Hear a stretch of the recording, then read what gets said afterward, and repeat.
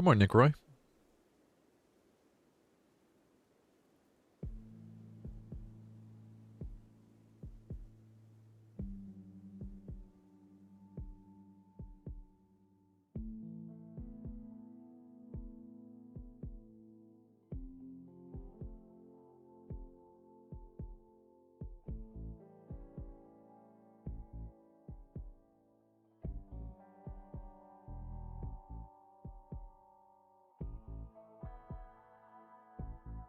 I think the answer is no to your questions.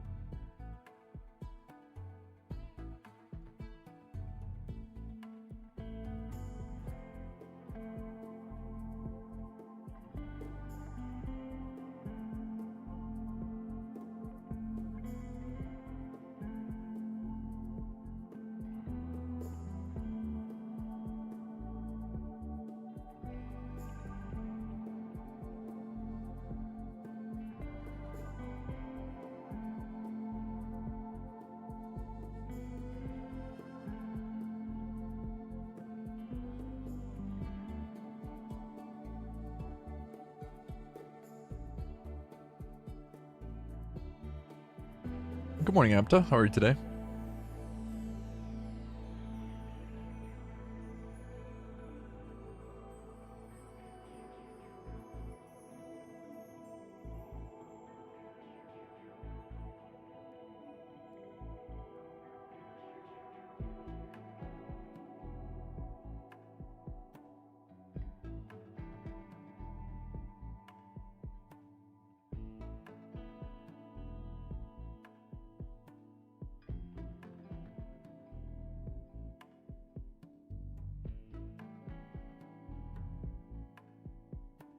Yeah, yesterday was a challenging day, so hopefully today goes a little bit better. Got a great run in last night, though. That was fantastic. Made some spaghetti with homemade tomato sauce. That was pretty good. Got the next iceberg video partially edited.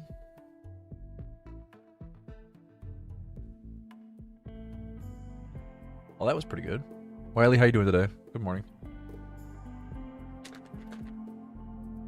Get my tea going.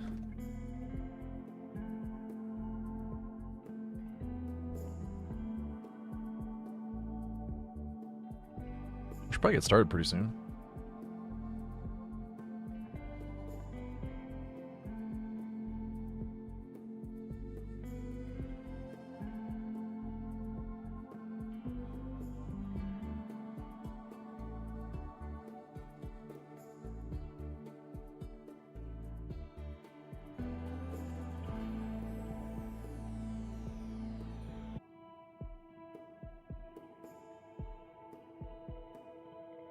Anyway, I started blasting. Bang! Look a button. Thanks for resubbing. Thanks for pressing the button. Hey, for 3 months in advance. Thanks, man.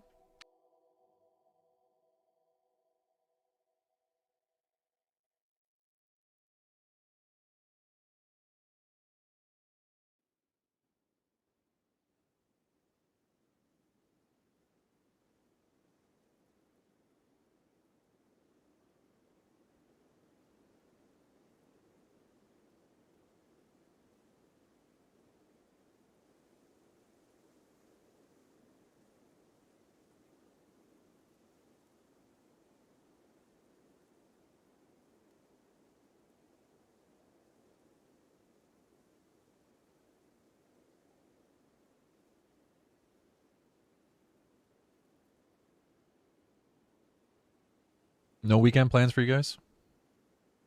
Not doing anything fun? Are you doing anything unfun?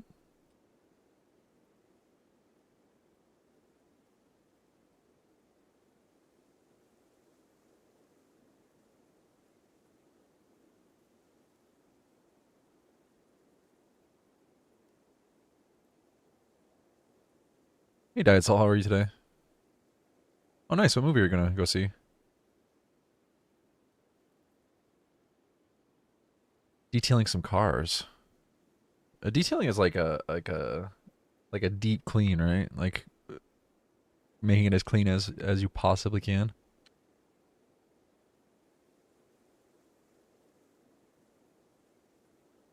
Are you detailing your cars or somebody else's cars?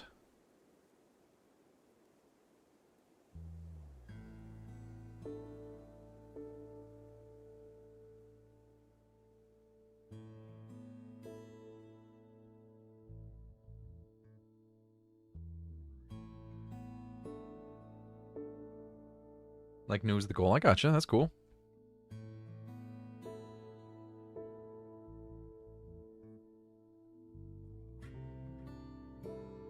You do that for money, or do you do it just to be a friend?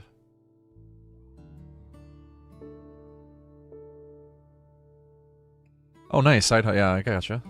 That's good.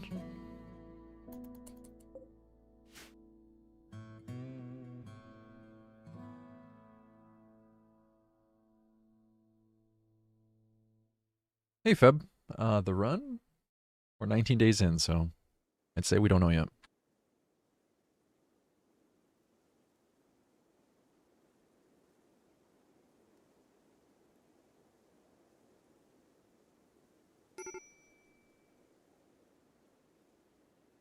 I'll let you know when we find out.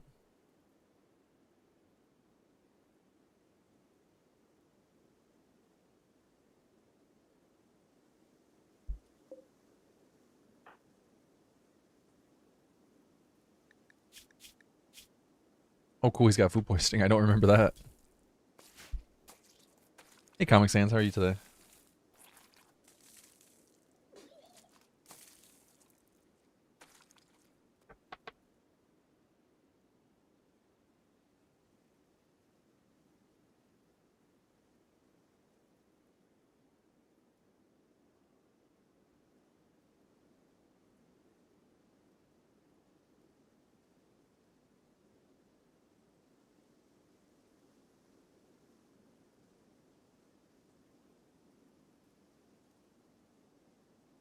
Yeah, probably the last day of this starter pawn though.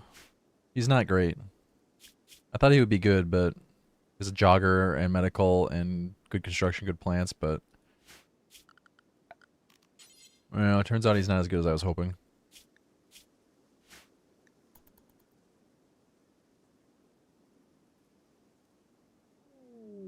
We'll see how the runs go today. Or the run, I mean. We'll see how the singular run goes today.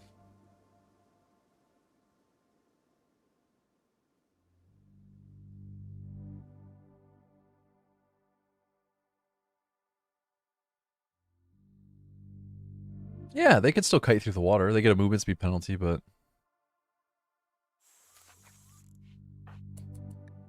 the only problem is kiting is not a really good solution here because of mental breaks. Mental breaks can just, just kill you.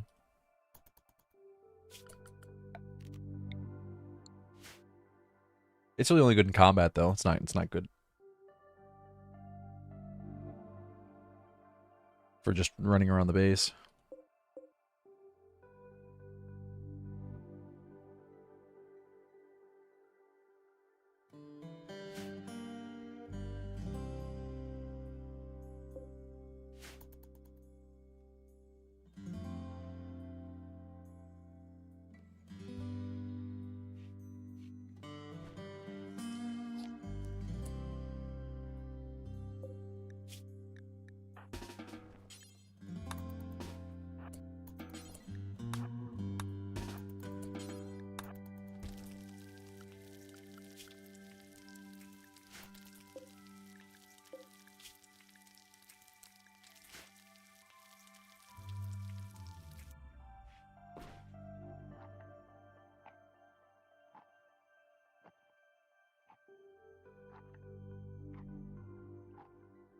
You should click on start play as well. What? Did you have the stream pause? Uh-oh. I hope he doesn't melee a cougar.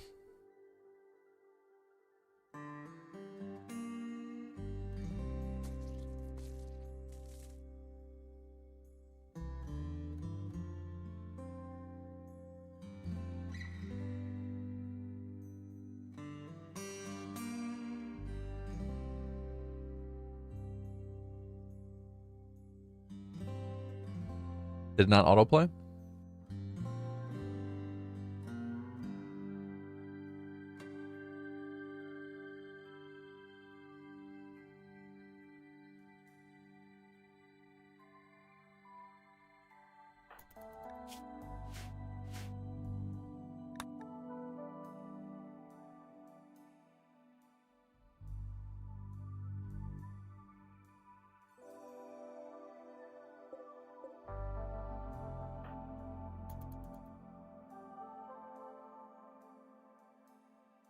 I do want to start a new character, but I don't want to take the time. I don't think I want to spend the time to roll a new character and make a new map.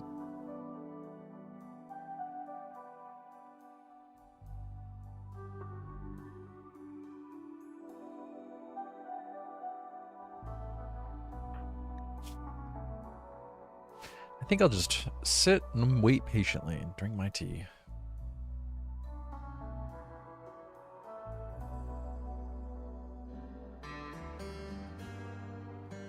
Yeah, you remember how I said I hope he doesn't melee the cougar? Well.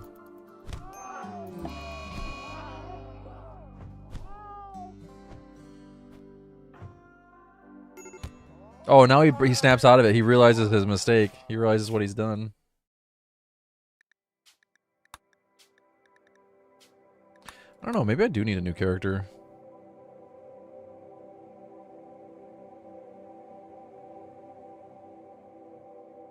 Eh, fuck it. Let's get a new character.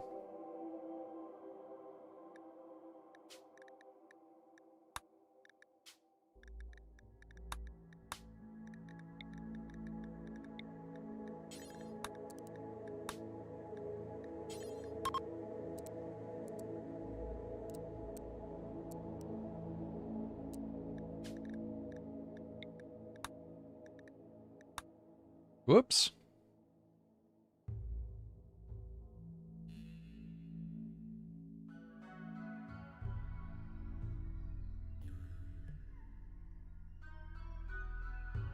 I didn't mean to press that button.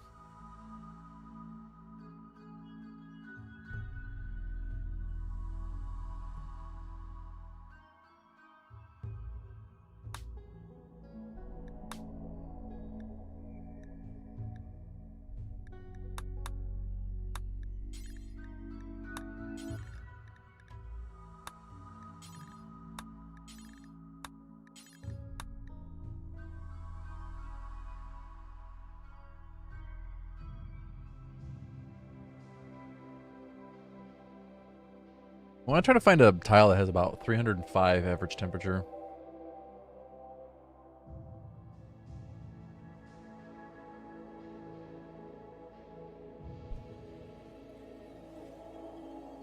I might take a break from Castaway Challenge next week.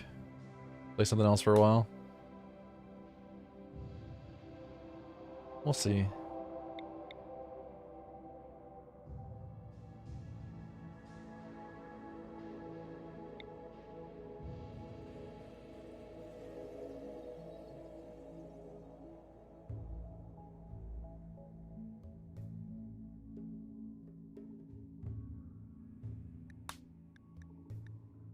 Well, I just don't want people to get bored of it. I don't really care about how difficult it is.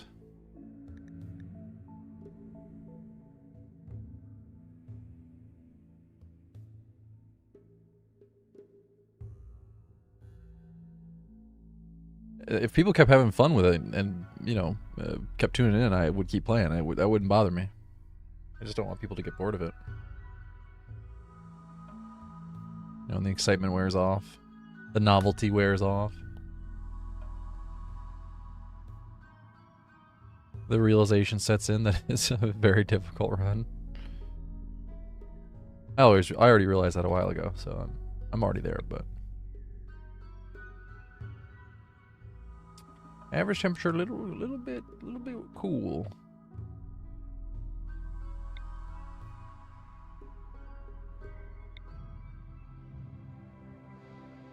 Too cold. We need to make it a little hotter.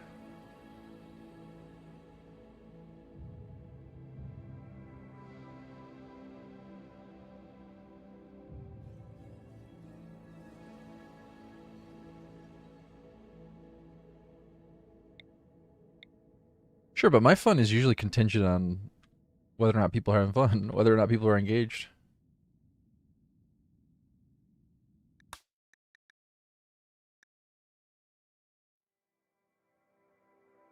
People are having fun, I'm usually having fun.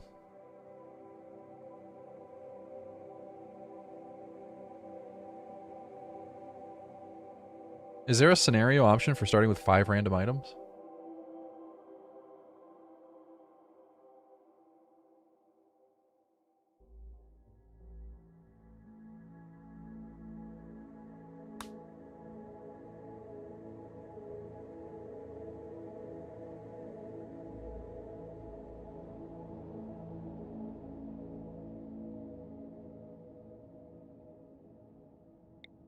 Wait, isn't this the same? What the hell? Oops.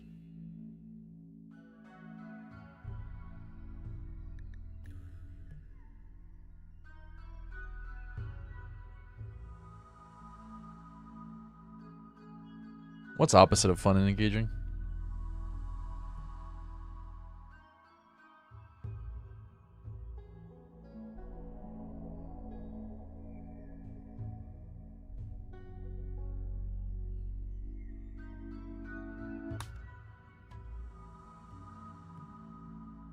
Oh yeah, fair enough, Comic Sans. Arid Schlubland. Arid Schlubland. Would have been good too. Maybe we need it to be drier. Less rainfall.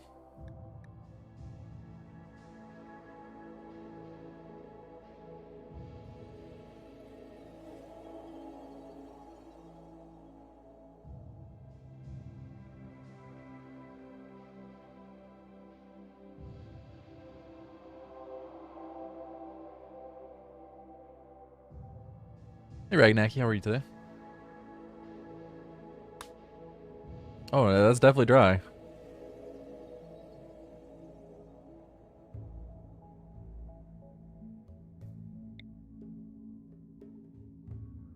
This would be pretty good. Chem fuel stockpile. We don't want that.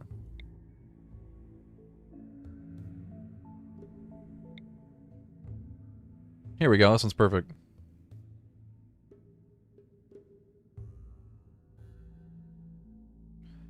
Listia Island.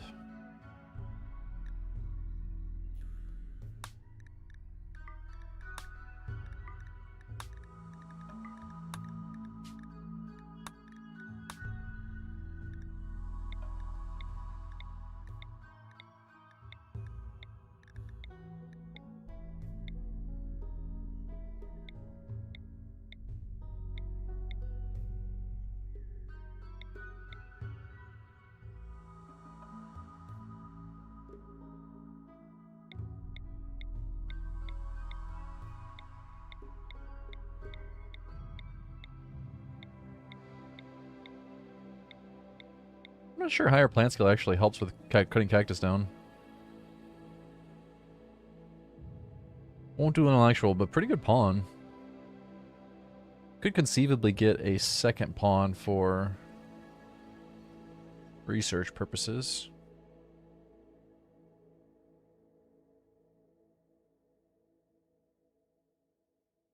Pretty good pawn, but 0 cooking.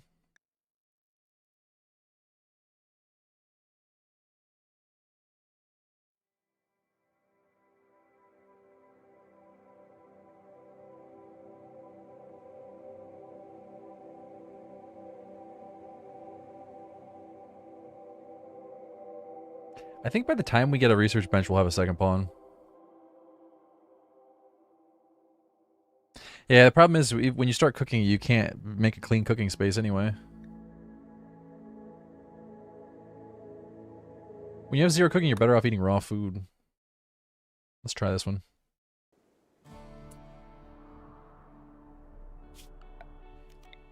How's the fishing?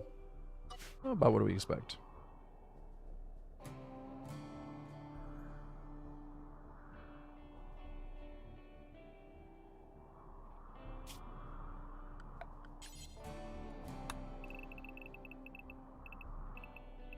She doesn't have any mood buffs, which is still part of the problem. But maybe tough will be... maybe tough will be what we need. He at least doesn't have the -4 from body modder, so...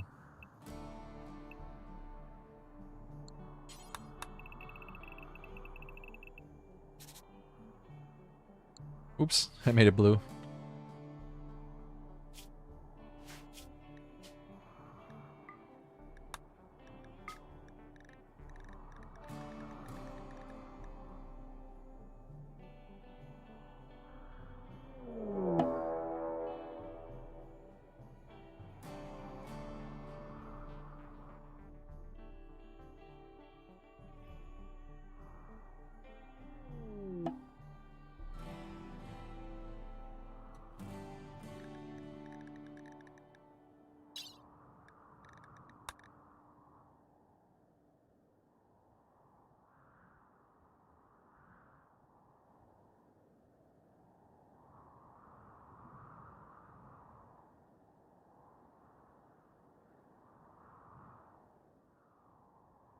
At least this map's easy to change the terrain on.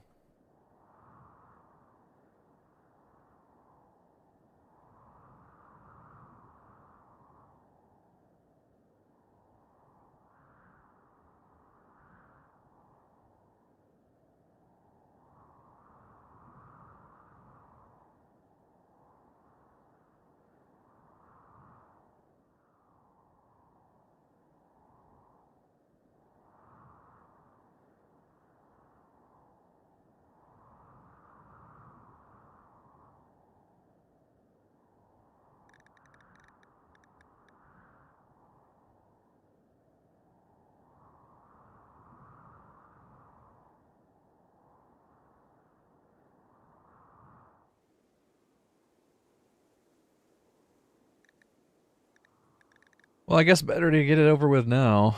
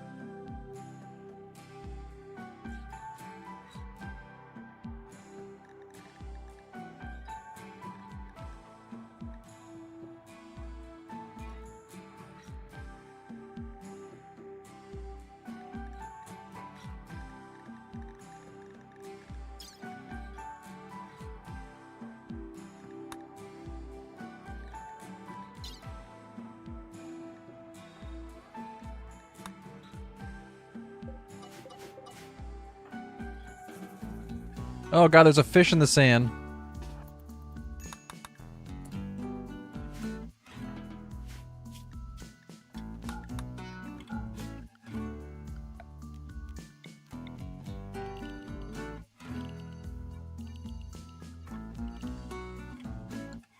Any move buffs? No. No, they just have tough and kind.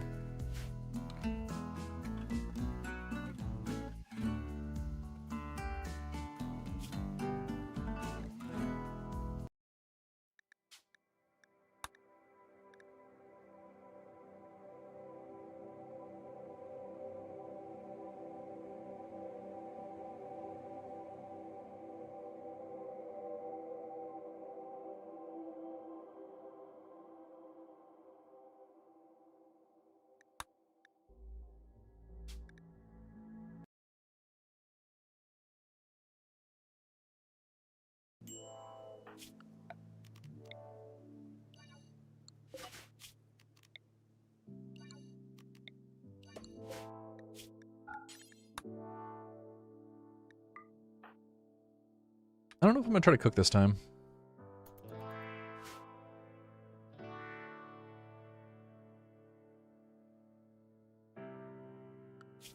So I think this tile was perfectly 305 average temperature. Down to 297, up to 314, 305. So that's kind of what we were going for.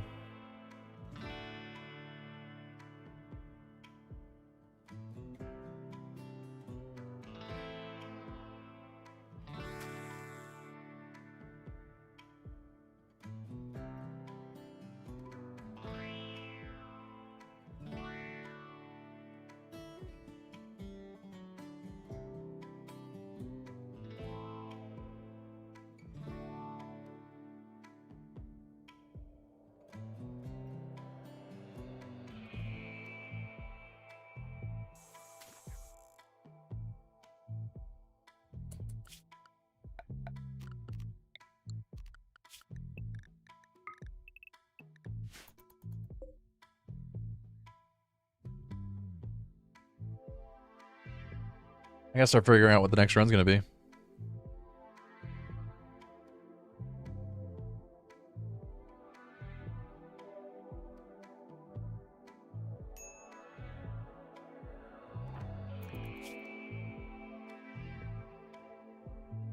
don't have any ideas at the moment.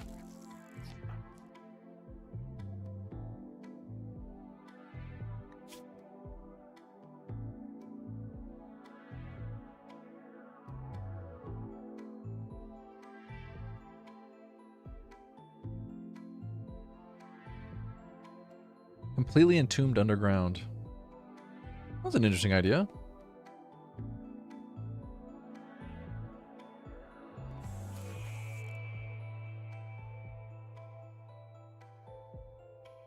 I imagine you wouldn't get raids though.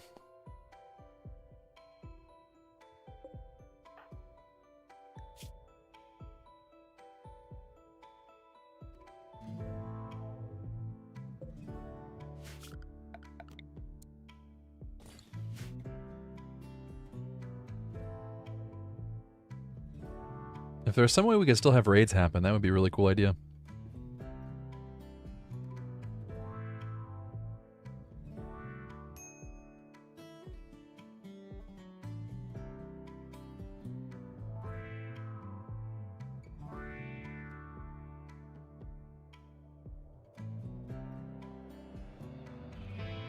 Yeah, maybe. I have to look into that.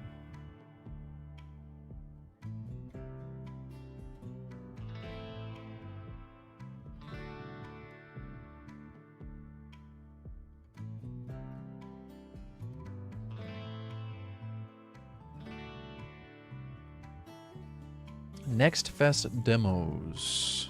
New operation for Menace. Oh, nice.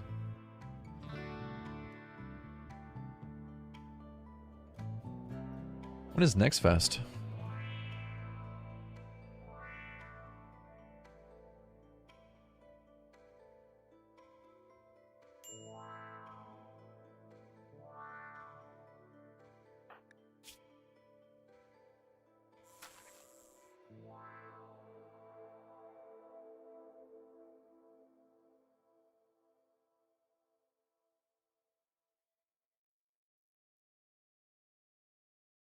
No, I'm not asking what is Next Fest. I was asking when is Next Fest. Did I say what? I'm sorry if I said what. I really meant to ask when.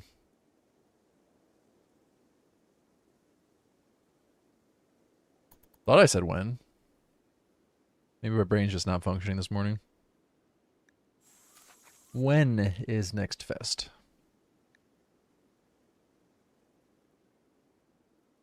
No, I know what Next Fest is. I just didn't think we were already at that time of year. Doesn't it happen once a year?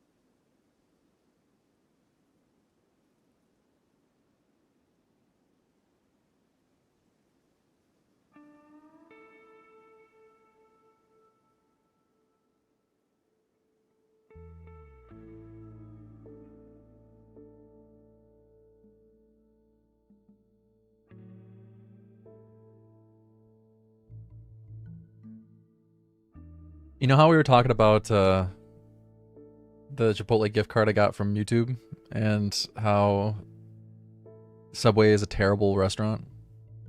It was just really awful food. You remember that conversation?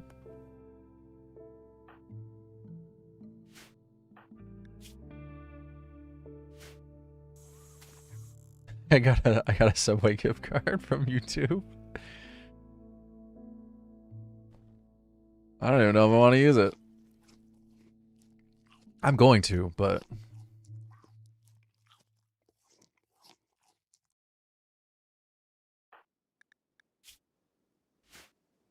do our food review. So I'll just take a bite and just look disgusted and this is awful.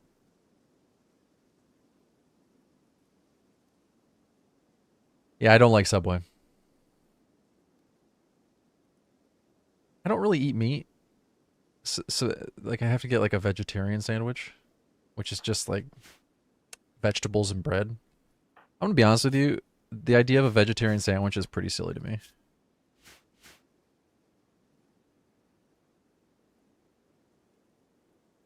But $10 worth of food is not. It's not. It's a small amount. The sauces are the key. I was thinking about that. Like, can I just give it to somebody? What if I just give it to somebody?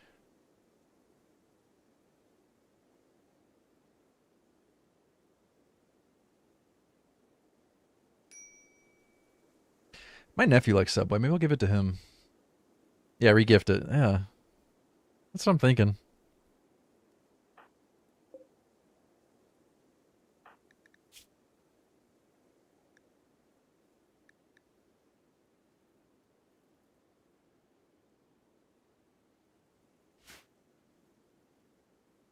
Then again, $10 worth of food is still $10. How much is a sandwich at Subway these days? Like $13.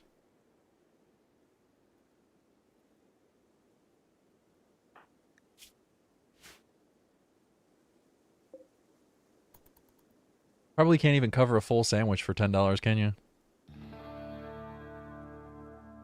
Oh, I could get cookies. All right, new plan. I'm getting cookies. I'm getting $10 worth of cookies.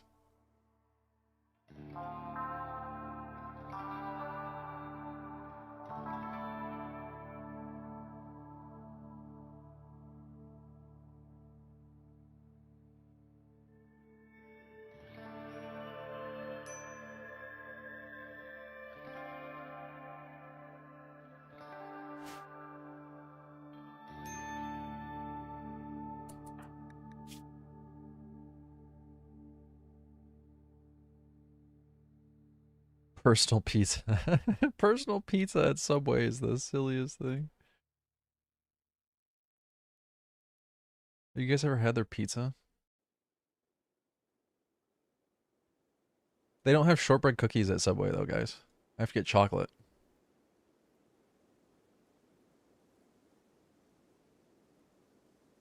Yeah, they're not very good. I figured that. How much is one cookie at Subway? 89 cents. Wait, can I get 10 cookies?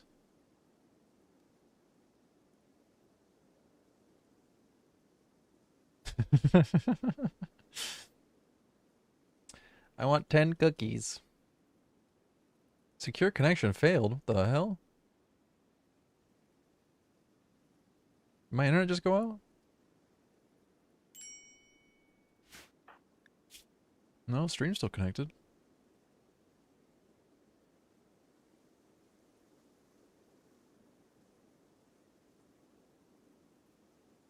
I literally cannot connect to the Subway website anymore. Okay, well, so much for that.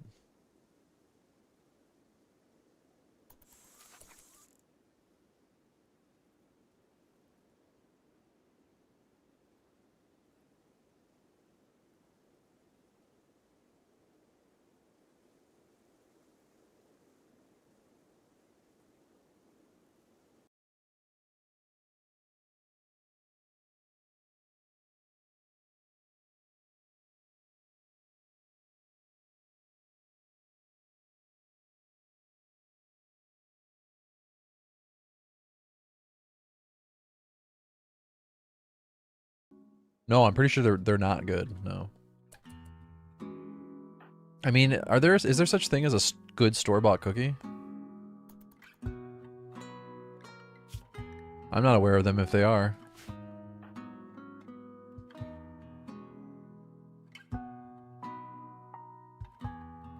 It's like they're always like crunchy.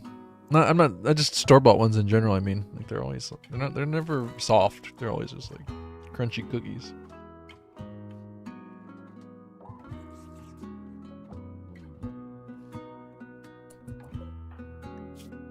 I don't buy cookies very often though, so maybe somebody would know better than I would.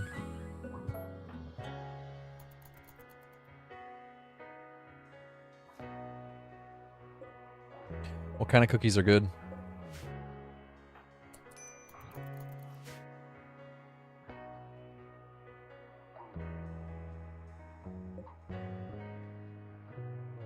That's the name of them?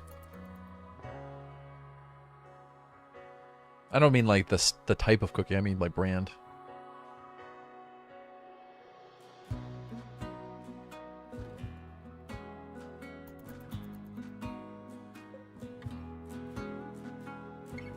Quest cookies?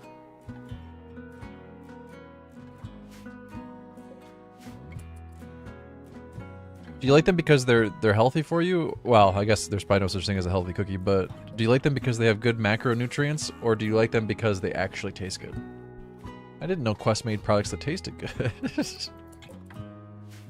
I thought people who ate Quest stuff were specifically after the macronutrients. We have a local kind of cookie-like thing. Oh, is it like a local bakery though?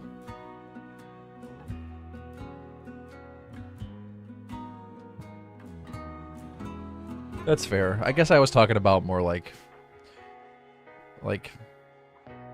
mass-produced kind of thing. Like, aren't Subway cookies mass-produced, or am I mistaken?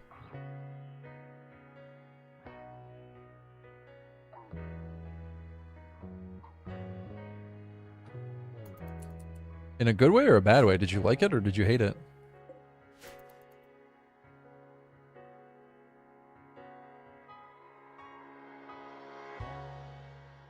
They bake them in store from frozen dough? Okay.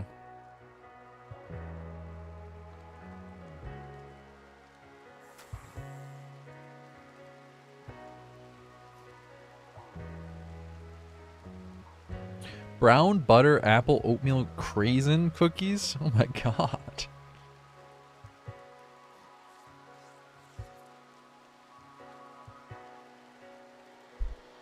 My god.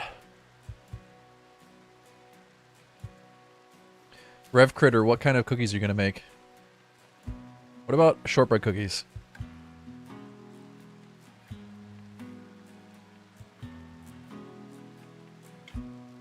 The most delicious of all of the cookies.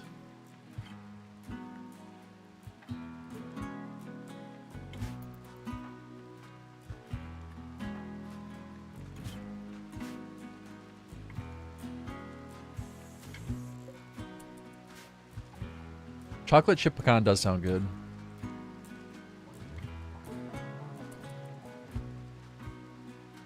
Wait, aren't all peanut butter cookies gluten-free? Or did you not use peanut butter? You use peanuts? Maybe I'm mistaken by what you said. I guess I read that as peanut butter chocolate chip cookies, but you might mean peanut chocolate chip cookies. Since that's what you said. And I misread it. I do like pecans a lot, I'm gonna be honest with you. Like any dessert kind of thing. Peanut butter cookies usually have a small amount of flour to bind. Really? I've never seen flour in peanut butter cookies, but I guess I don't make them that often.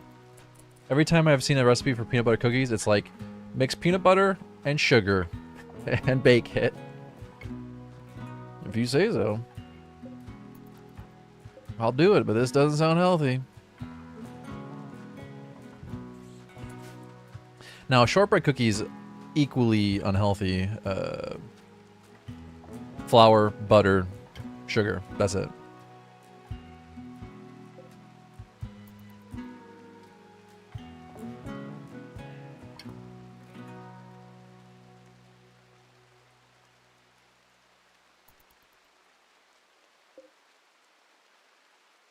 Chalk Zero. I've never heard of those.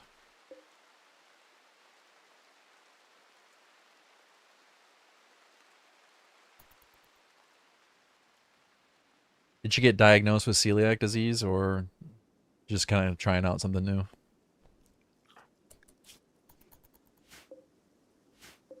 I guess that's personal information that you really do not need to share. I apologize for asking. Really shouldn't ask people their personal medical details. My bad on that one.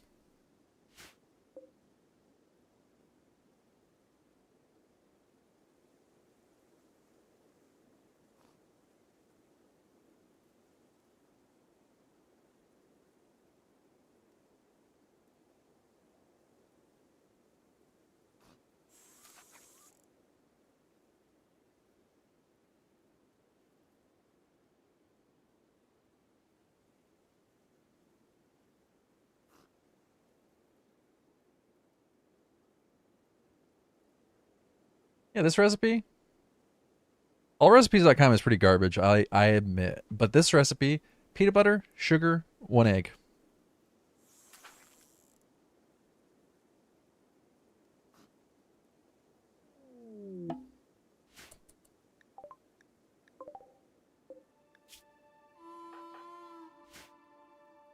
Got to be the most unhealthy cookie recipe I've ever seen.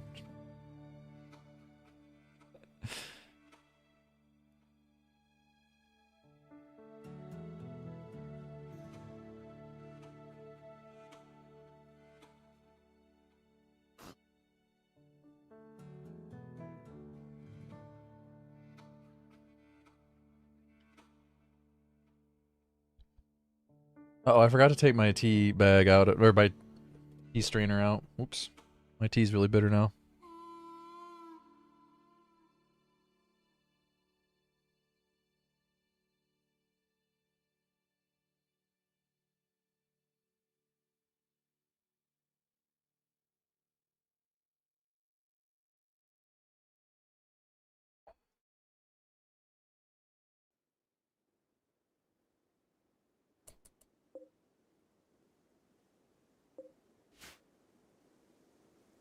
Well, obviously for people who are becoming...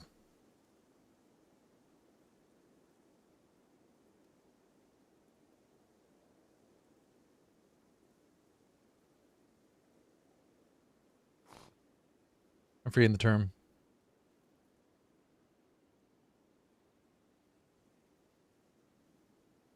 Hey, Volrath, good morning.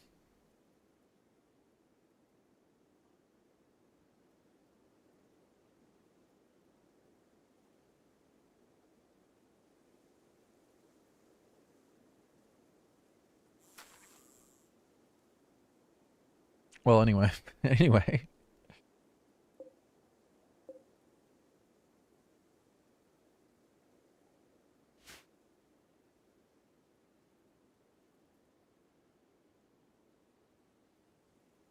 Just a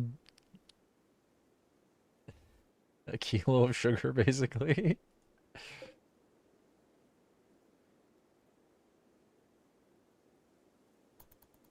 That's why I almost never make shortbread cookies, because that's what they are. It's just a lot of butter, a lot of butter, a lot of sugar, and some flour.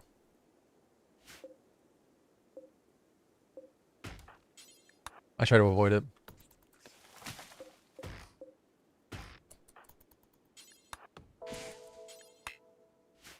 That's all cookies? Well, not necessarily.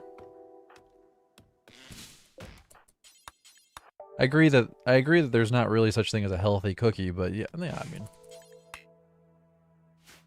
I feel like it depends on what you're doing that day. If you're really active, sugar's not bad for you.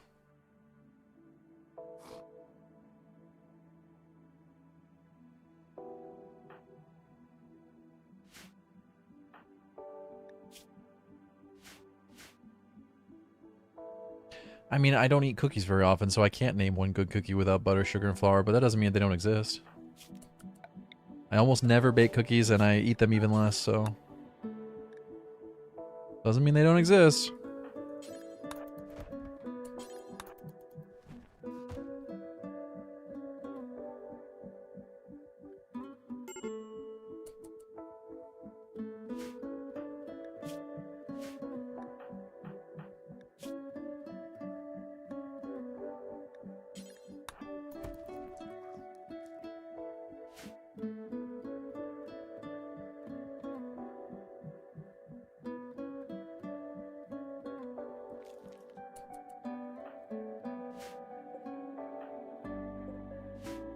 know if that's entirely true with sugar, though, is it? Because even a small amount of sugar will spike your blood glucose level, which in turn produces insulin.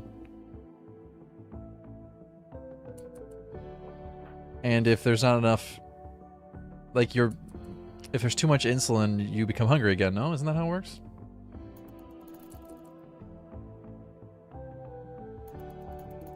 So as long as you can resist hunger, okay, I guess that's probably fine, but a lot of people really have trouble resisting hunger.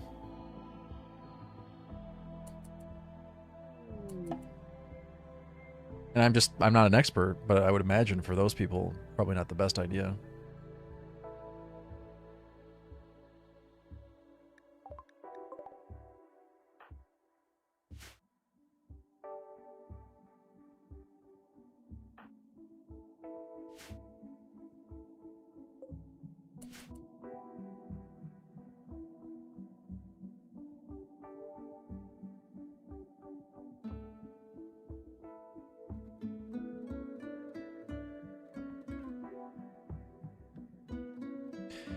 Maybe people who are completely sedentary should have less carbs, but people who are active, they don't need to worry about how many carbs they get.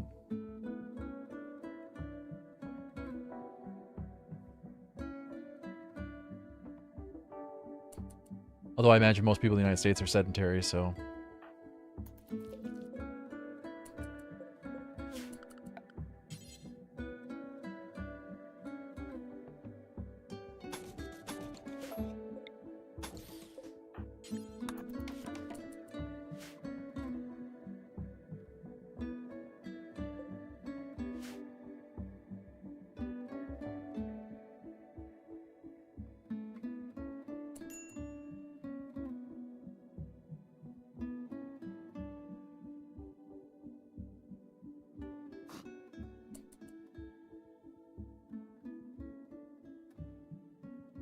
Sure, but you can get diabetes from a high-fat diet, too. Diabetes comes from producing too much insulin. Your body becomes less efficient at producing insulin.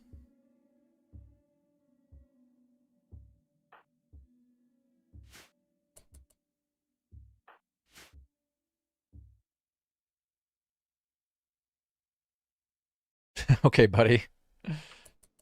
Well, let's move on from the armchair experting on both sides.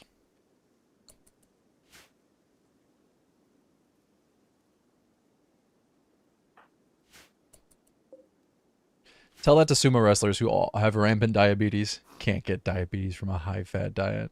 Okay, buddy. Diabetes is a massive problem in sumo wrestling, and they all have high-fat diets. And burn their glycogen stores every day of their life.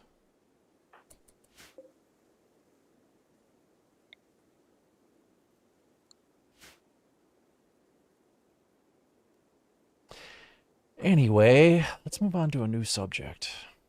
Like RimWorld.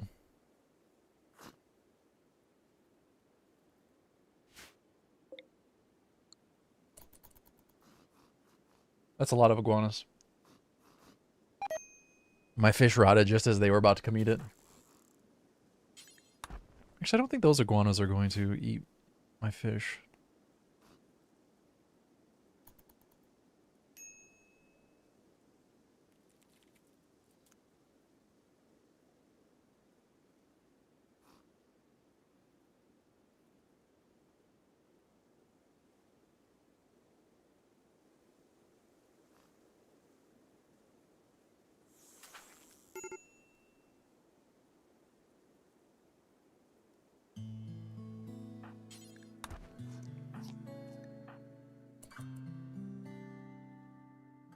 Yeah, I think the emu is probably going to end up attacking me, though. They're always very dangerous. This guy's a bit stressed. Let's give her horseshoes.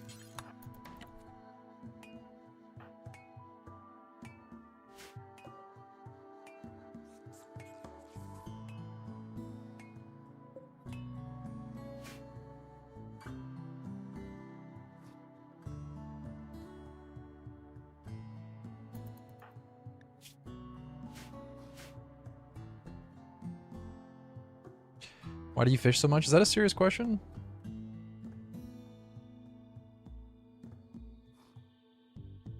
Oh, it is a serious question. For a chance to get rare catch. I thought you were just trolling. Like there's nothing else to do. No, it's for rare catch.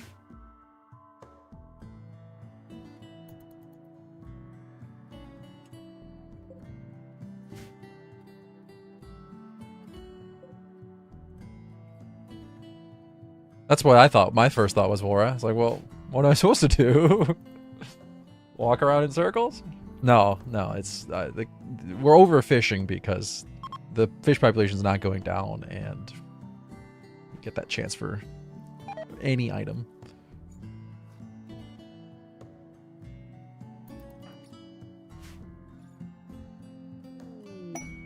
And you get food poisoning. That's just a nice added bonus.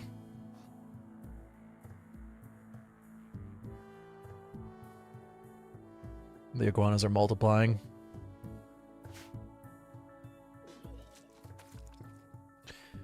The food poisoning does not help, no.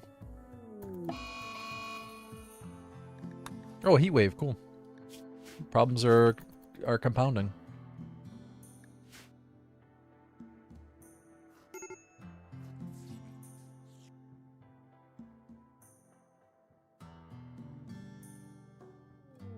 And then a daze. Okay. Alright. Does rare chance go up? Yeah, I don't know. Does rare catch chance go up the higher your skill level? I don't know. She just collapsed because of the heat stroke and food poisoning together. Okay. She's probably dead. We have to restart.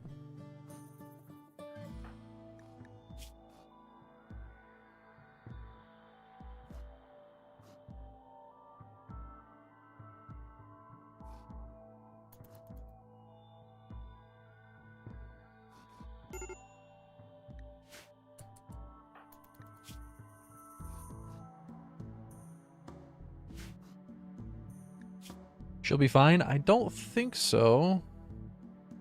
But I like your optimism.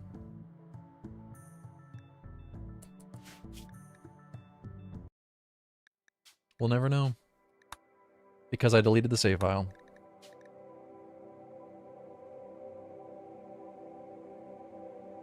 Now the roof doesn't affect anything. The roof is there to make an enclosed space, but that's it. That's all it does. Well, that's not entirely true, because items do get an extra durability loss for being unroofed, but in terms of the pawn, the roof doesn't do anything.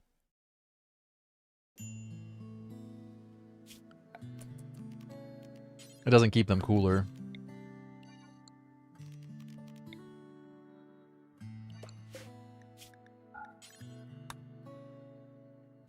It would be nice if the roof provided shade.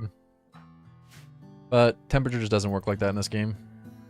There's no like sun in this game.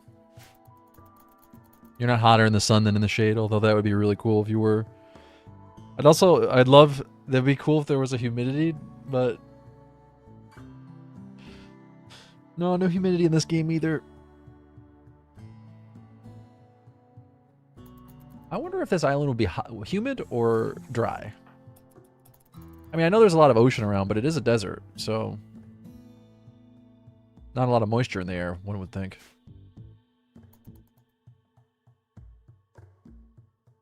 There are cases where the desert meets the ocean. Are those places dry or humid?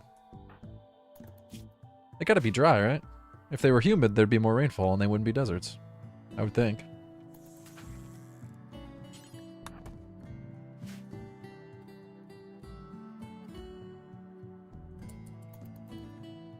Well, rainfall comes from accumulation of moisture in the air, right?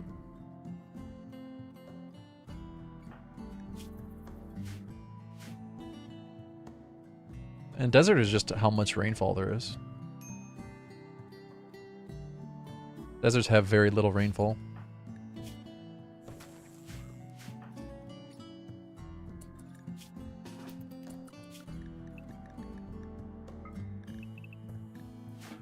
But I might be wrong, though. I don't know.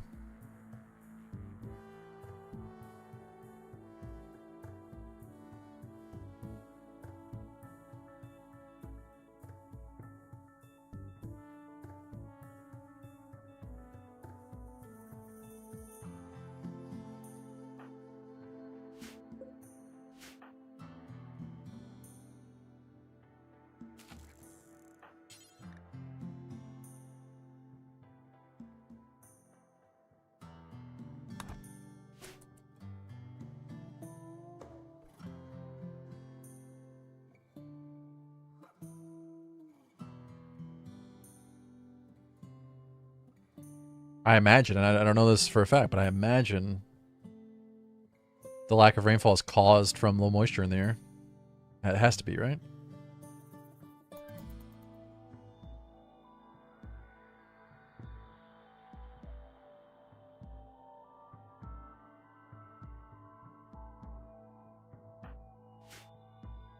At least it's a dry heat.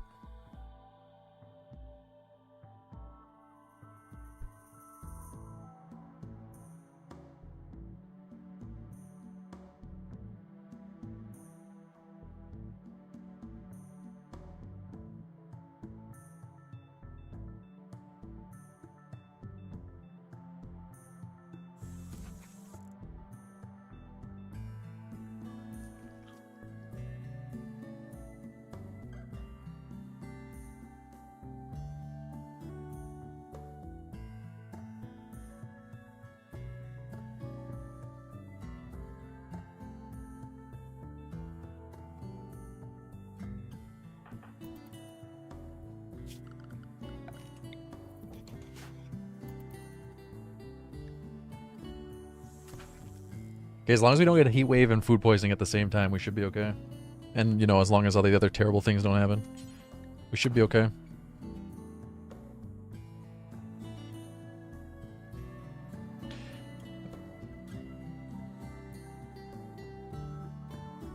Yes, Valorant's never going to be named. Ever.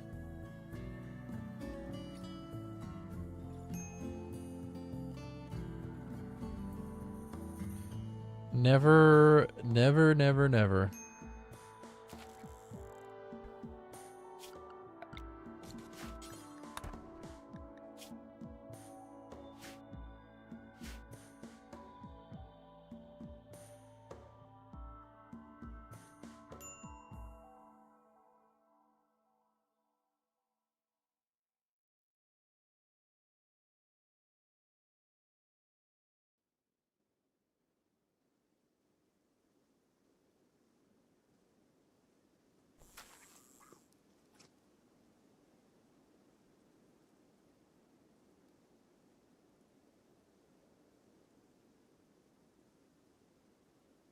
We should do a version of this where it's just a solid rock in the middle of the ocean. And we have to live inside the rock. We'll call it The Rock.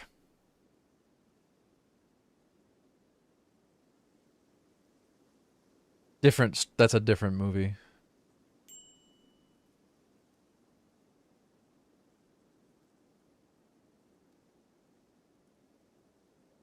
Doesn't cutting grass decrease the chance of cactus spawning? No? I don't know. I don't understand the question.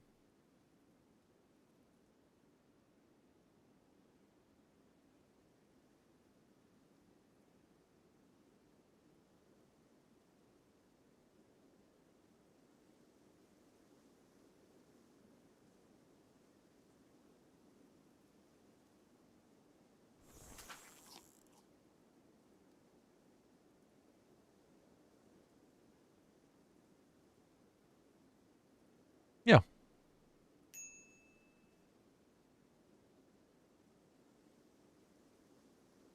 It can't spawn on the other cactus, but I'm not worried about that. There's plenty of cells. A bulk goods trader. Let's trade all of our fish to these guys.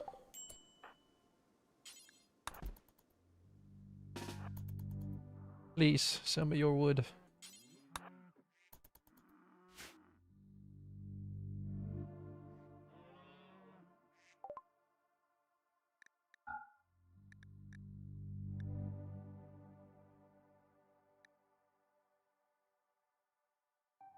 I can get 30 wood. Or... Nope, that's about it. Just 30 wood.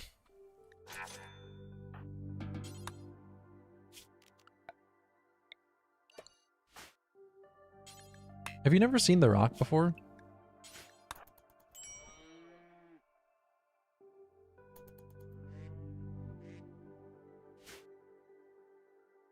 With Nicolas Cage?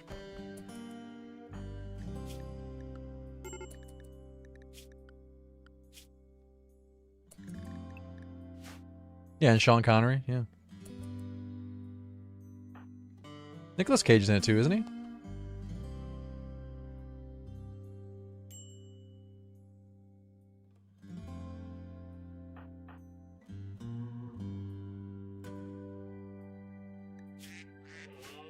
What makes Sean Connery the only true James Bond besides just the fact that you like him?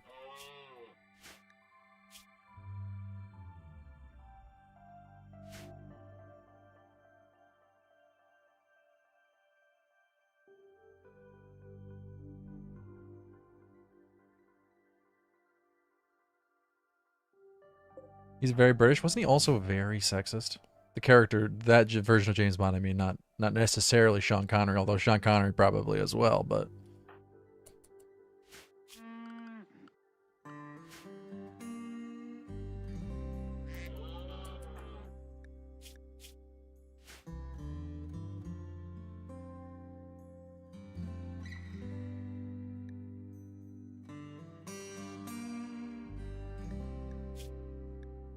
A particular reason? I like it.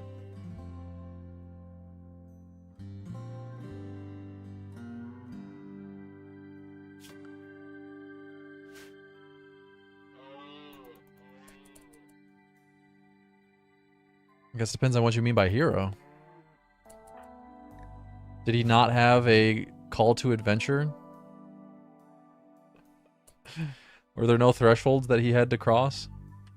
Or he faced guardians that denied entry to most would-be heroes? Did he not enter into a world of the unknown that ultimately changed who he was?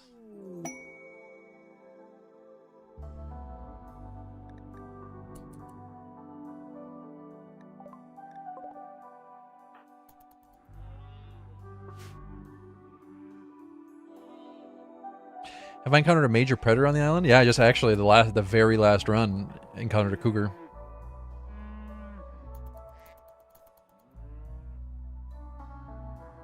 Oh yeah, they're gonna cut down my palm tree. Yeah, that's a good call. Let's chop it down.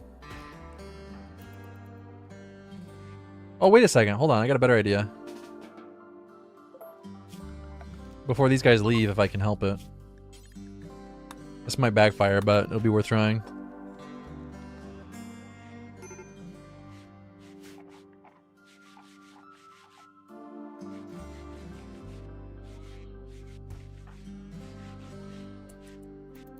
I guess it depends on what you mean by an adventure.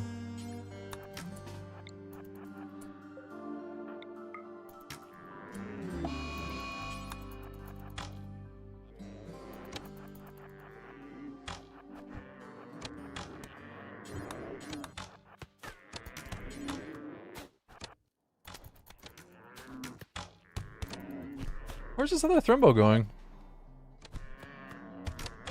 Well, you can't blame me for that tribal dying. That's not my fault.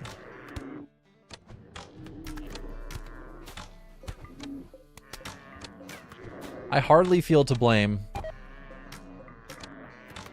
Uh-oh. Help me, tribals. You're my only hope.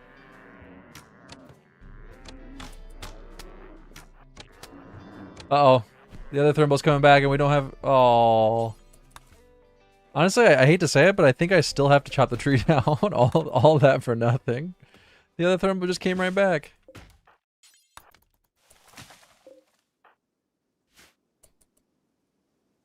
Well, Vorath, the hero doesn't have to go on an adventure, because the adventure is representative of the cycle of life, the process that a child goes through in becoming an adult. The process that adult goes through in becoming a valuable member of their culture and society. The adventure is just it's a metaphor.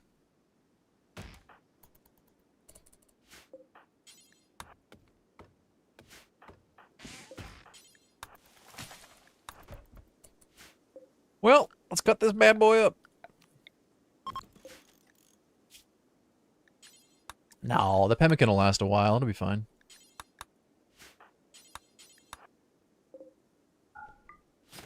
We can do that leather. Try to make some tribal wear. Although I don't think we'll get enough. Not because we're cooking it or cutting at a butcher spot. I might use the Thrumbo horn. We'll see. Yeah, we got 44. Rip. Yeah. It's a tough choice.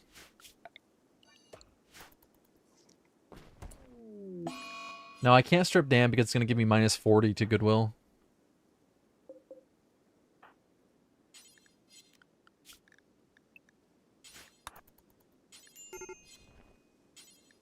I don't think that's worth it.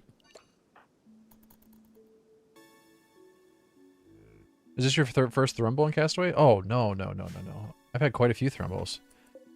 Because you know how many times the Thrumbos have eaten my tree?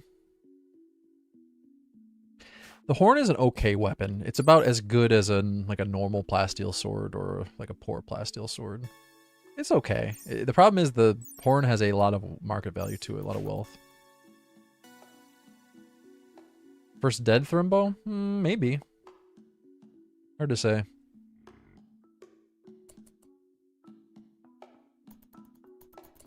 Pigskin Cat Girl, is Zardoz your favorite movie?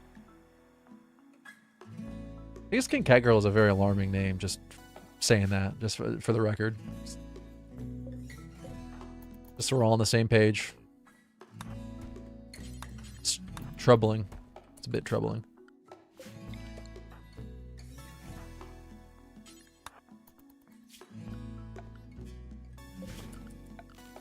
We could go bedroll. Thrumbo for bedroll seems really silly, though.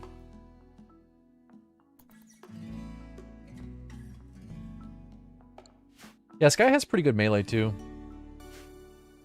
I do want to keep the bow, though. Well, now we're dazed, and none of it matters.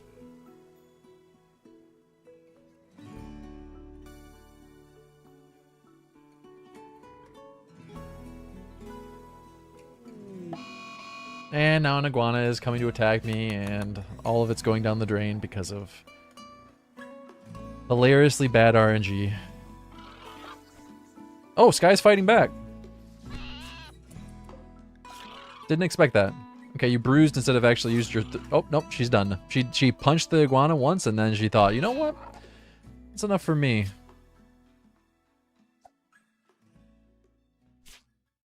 Two chats are confusing you. Why?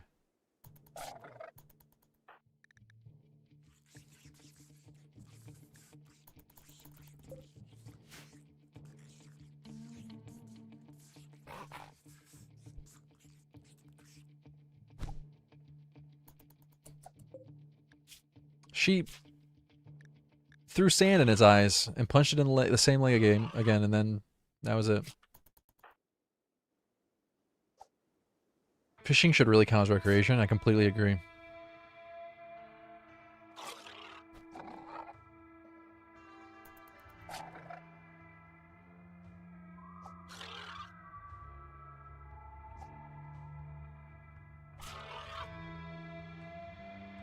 Oh, okay.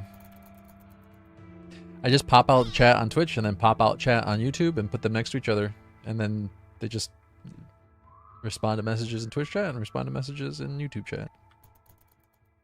Alright, she's definitely going to die here. No, there's really no point even waiting this out, but...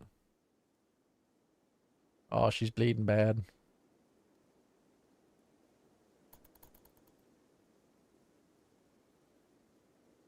You seem to be in trouble. Look at all that blood. Couldn't you merge them? Like there might be an app or something to merge them, but it's definitely not some just built-in feature I could use.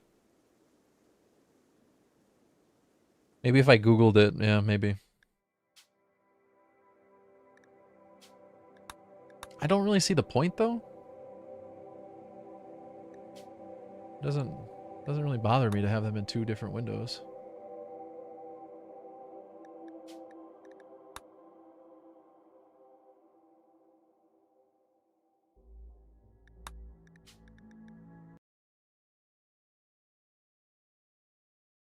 Yeah, she was in a sad wander. She couldn't self-tend at all. She couldn't do anything.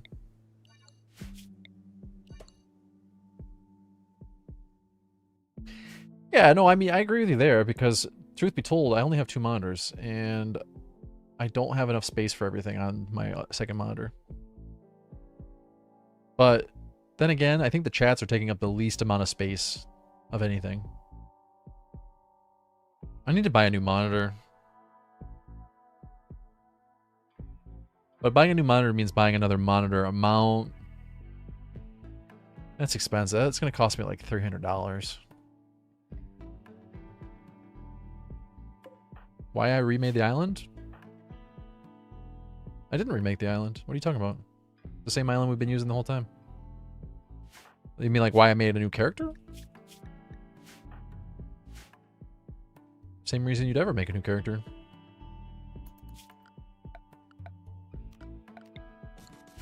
Just want a better character.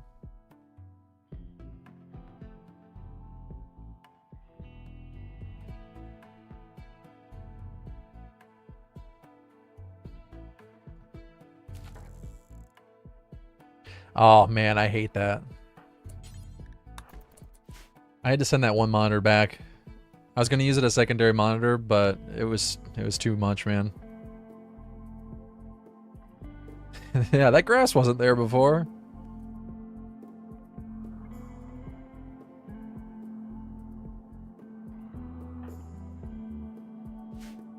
Usually I roll a character and I think, oh, this is gonna work, and then I play the character and realize, oh, this is wrong with the character, or that is wrong with the character, and I need to change this or that, but then I can't be bothered for a bit, and then I re-roll.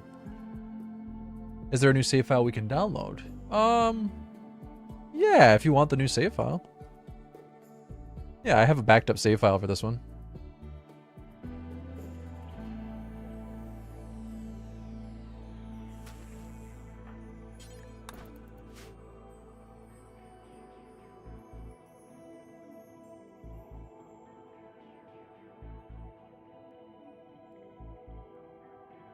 This one's actually pretty good.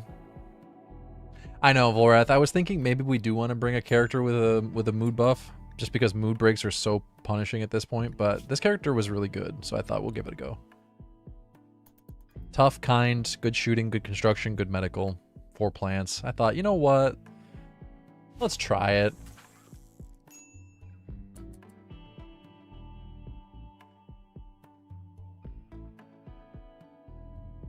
I use Asus monitors. I have 2 Asus monitors. The only reason I replaced the last one was because it has this weird, like... It's not burn-in, it's like a... I don't even know how to describe it. It's like a weird... streak through it.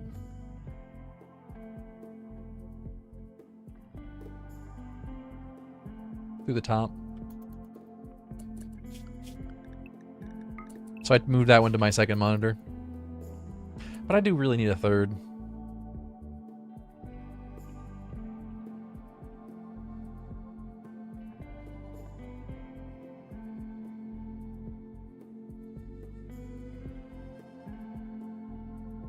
I guess 27-inch monitors are really not that expensive these days, are they?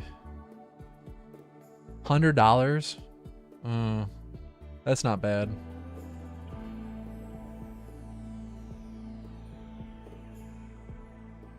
100 hertz 1080p monitors are $100.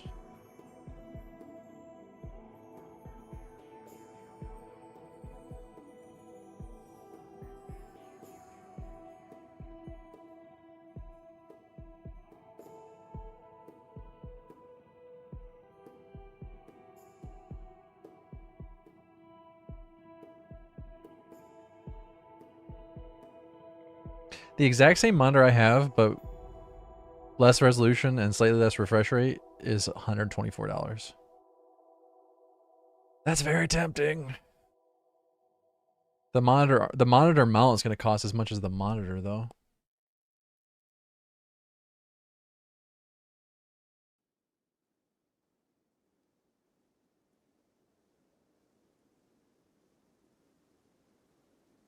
$27-inch versus true 6x19 out of 32. What do you mean?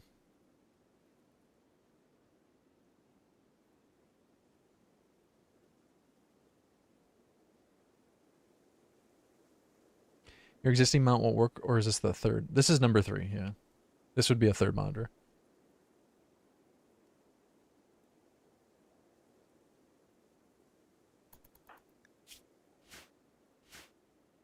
I hate spending over $100 for convenience, though. That's the thing. It's like, do I really need it? Well, no, the stream's going on just fine as it is, isn't it? Do I really need it? I do not really need it. And just like that, I saved myself $100. More, including the mount. $150. Yeah, more coastal events would be cool. Like shark attacks and stuff. I want to see shark attacks.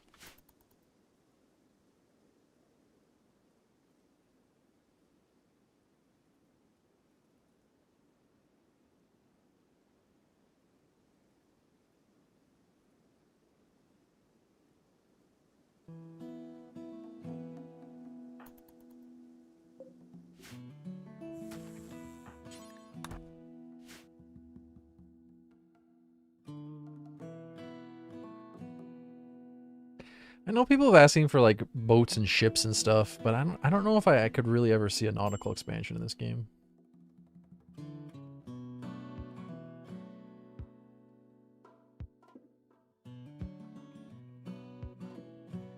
I guess you could kind of do what they did with the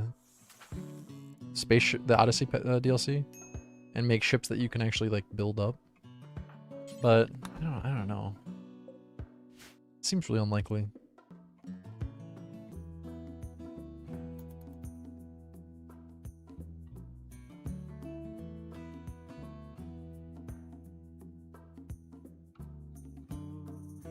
Maybe if they did like a DLC that focused on the overworld map with new caravanning system, new trading system, adding ships and water colonies. Maybe then.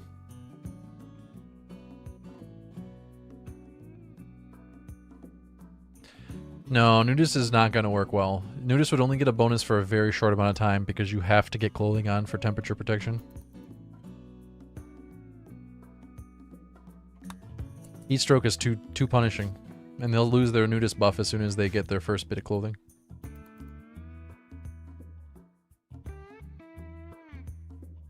And then it's just a penalty, so.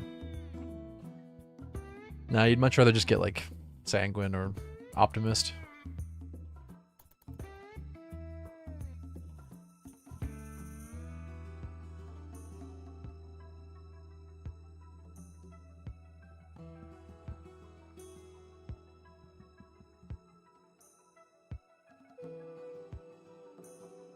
Oh, not a great time to break.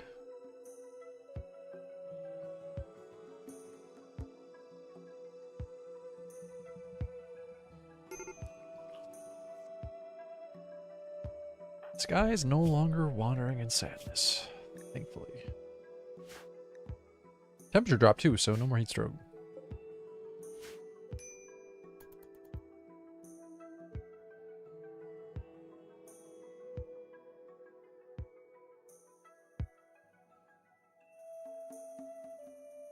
Guys, do me a favor if you haven't already done so. Give the YouTube stream a thumbs up. Helps to help show it to more people. If you're watching the Twitch stream, pretend to give it a thumbs up. Just act like you did. Delicate lazy.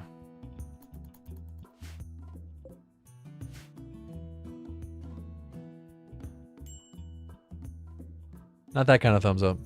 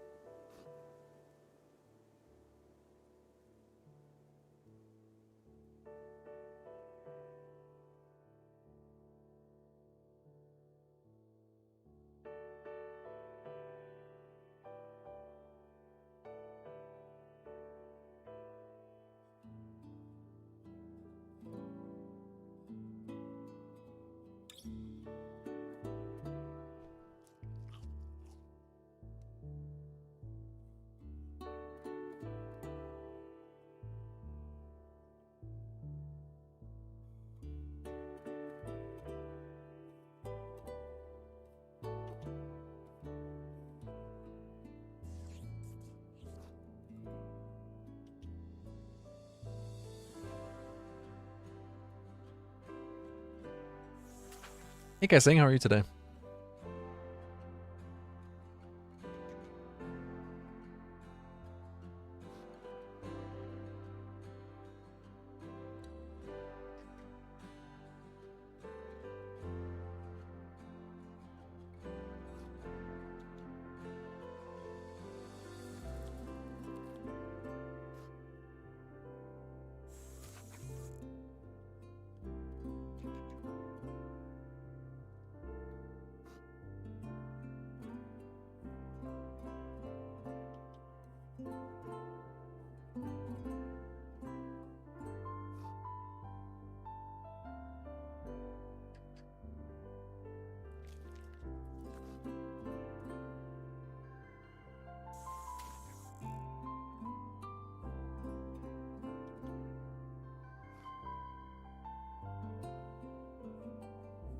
What's the goal of this playthrough? To launch a rocket. Sorry, I was trying to do something on my phone.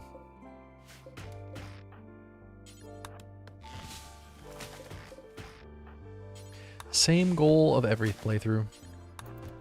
Or at least same goal of every one of my playthroughs. Try to escape the planet. It's not a very friendly planet.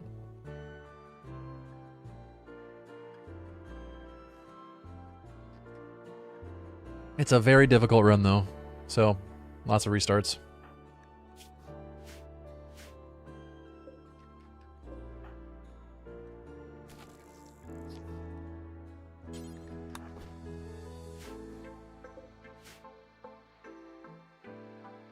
I have no idea what that means, Fabster, but I'm gonna say no, out of principle. Why would you escape a planet full of desert? It's a very good question. Why would you not want to live here? Very good question.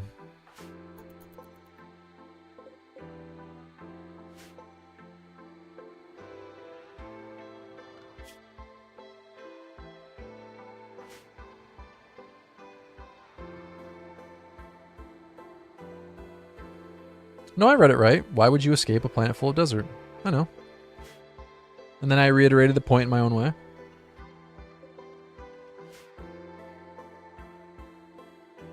I was being a bit sarcastic, but...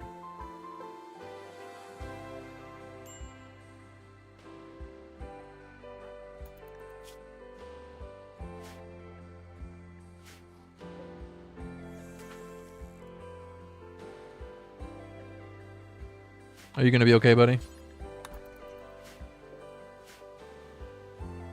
Was the sarcasm too much?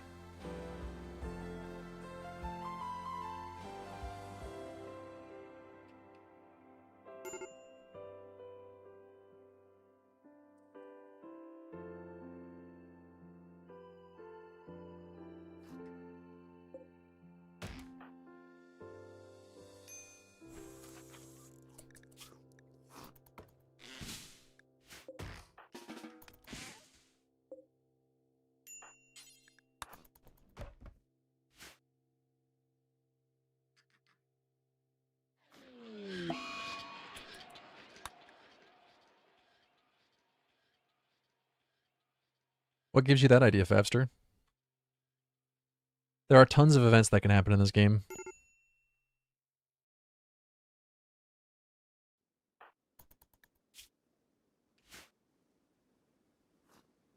Yeah, but surely you've seen me play a Sea Ice playthrough before, right? Hey, Christopher, how are you today? Well, getting a psychic drone right now is pretty bad.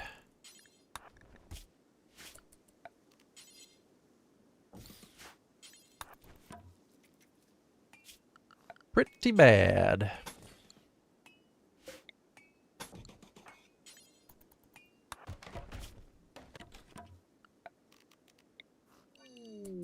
Okay, and she's broken.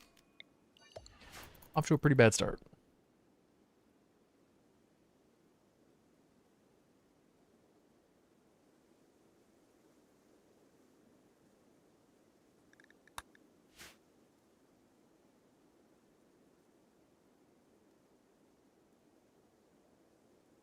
I'm okay, Christopher. Kind of thinking about doing a short stream today.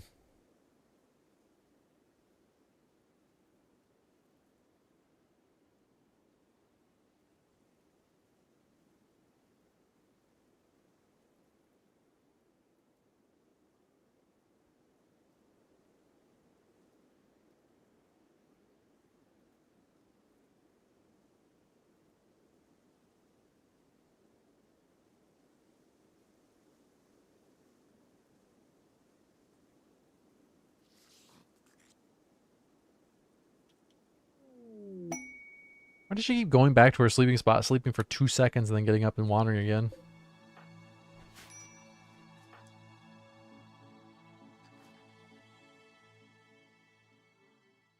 Man in Black doesn't appear until after you get your second colonist and name the colony. But it would work like just any other map.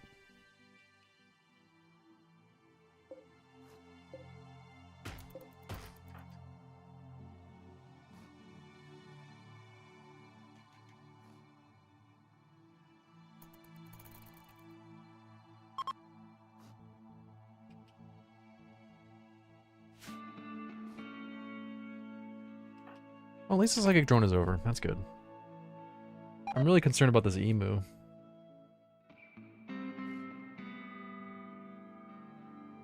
Is it not possible to fish from an open door? I don't know. I haven't tried.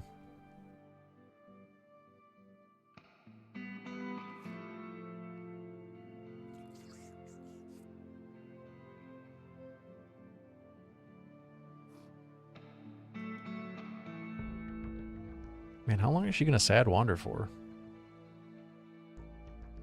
She's been sad wandering for 2.5 years.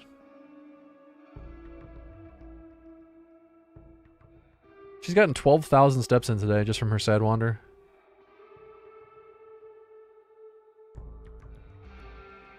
I don't get it. How can you be sad while walking? That doesn't make any sense to me.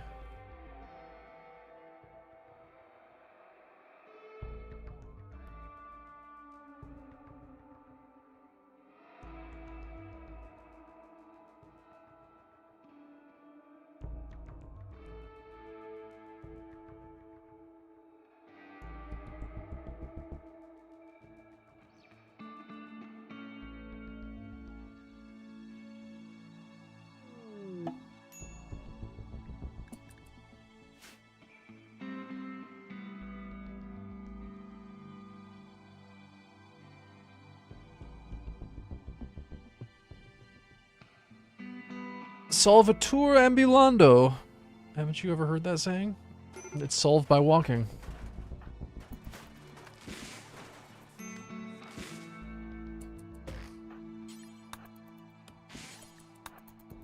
Turns out it was solved by walking. Who would have thought? We got there in the end.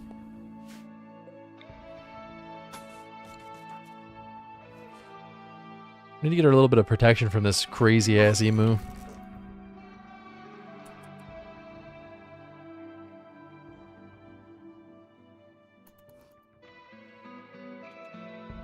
Oh, hi, Sassanian. Sassian? A Sassian? Oh my god.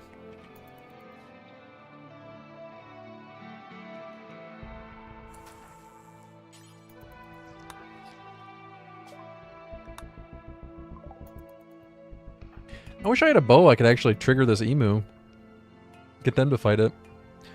I guess I should not have built these walls. Oh well. There's no way I could have known that they were going to visit.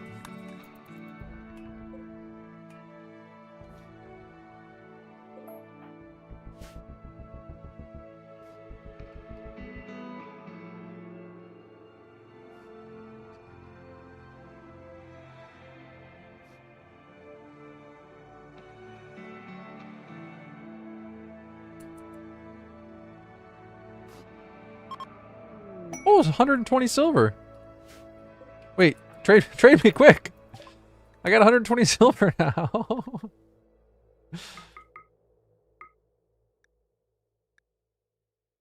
Yeah, I'll take your medicine instead. Thank you. At least the emu won't eat my medicine. That crab will, though. Crabs love medicine. Crabs love eating medicine.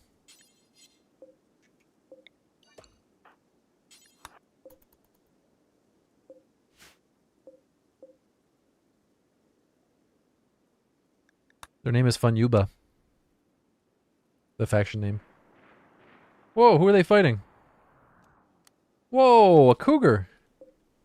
Oh, we're gonna have to piss off the faction. They're not gonna like it, but... Oh, it's an excellent auto pistol too. Red Fox.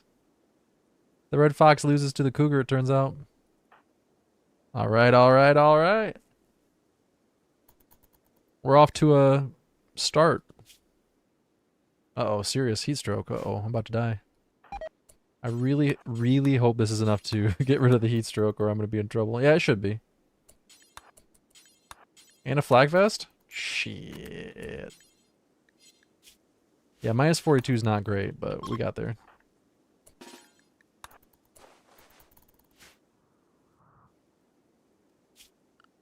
What were they thinking fighting a cougar?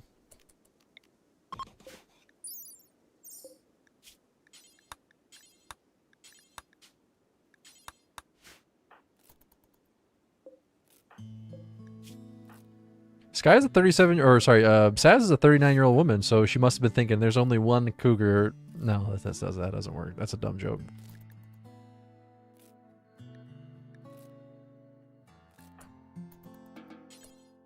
Poorly played. I apologize. Come on, cougar. Back to the butcher spot.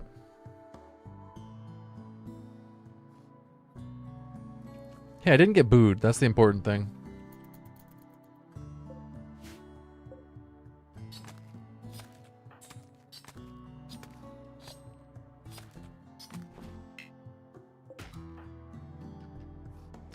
Imagine typing boo in a chat when you have this perfectly wonderful judgmental ghost emote.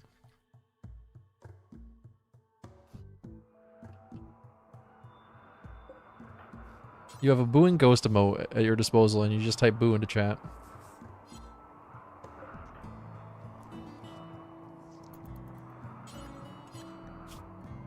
I expected better.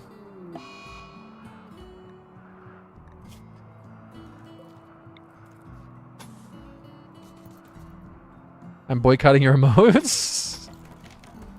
What did my emotes ever do to you?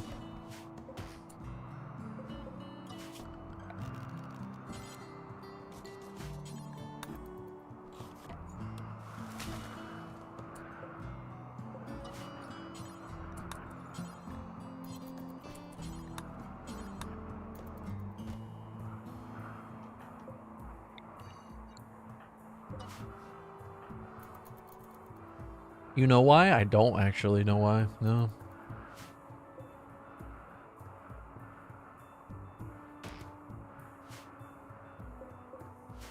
You have to admit, a ghost who's booing you because you said something dumb is way funnier than a ghost who's booing you to scare you.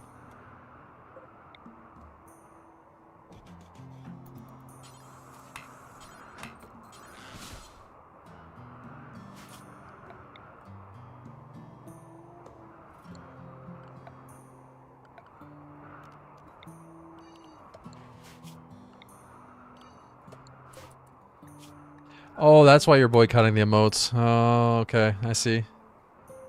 Yeah, but you're the one who said you were going to pay $200 for me to upload that emote. And then you never did. And then you're blaming me? That's not cool, man.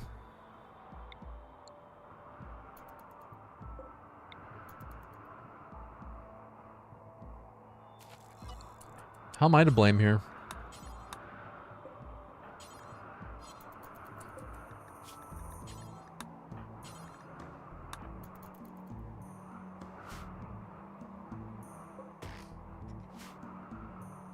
Let's just call it even. I don't upload any oatmeal emotes. You don't pay $200. We're even. Seems fair to me.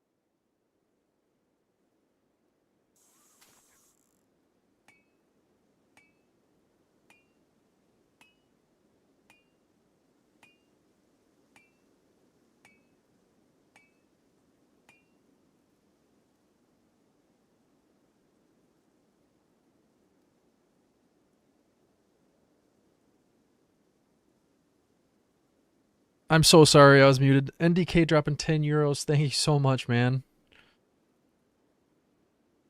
Whoops. Didn't mean to be muted. I was just complaining about my cooking XP. Yeah, Sass did not make it. Sorry, Sass. She was a masochist, so she went out feeling pretty good. Which is quite disturbing, but...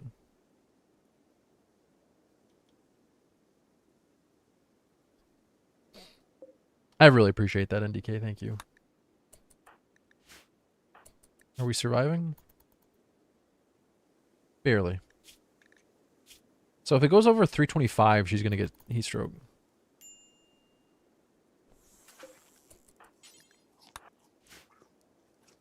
What are you talking about? Masochism is deriving pleasure from pain.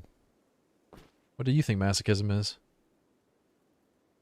Sadism is deriving pleasure from other people's pain.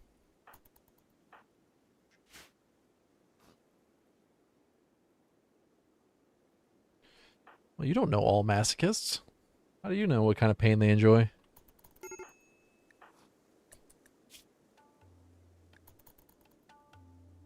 Different pain for different...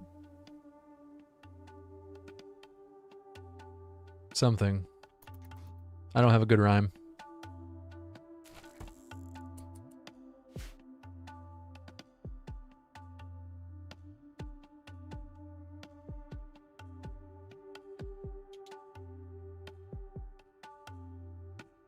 Different ouches for different couches? No, I'm getting closer though.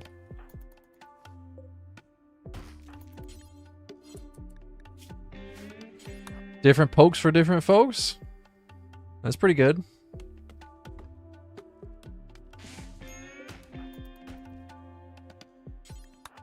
Actually, that sounds too inappropriate. I apologize for that one.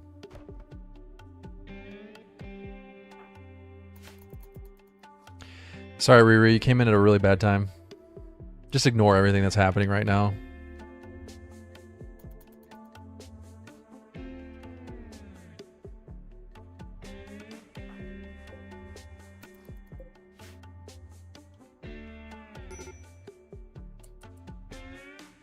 Different hurts for different birds? No, that doesn't work.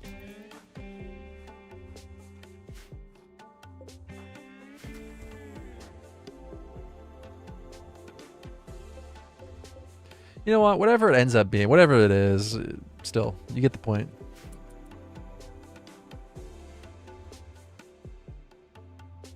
Yeah, some people can enjoy the summer, right? Exactly. We don't know. Everyone, all different all masochists have to be different, right?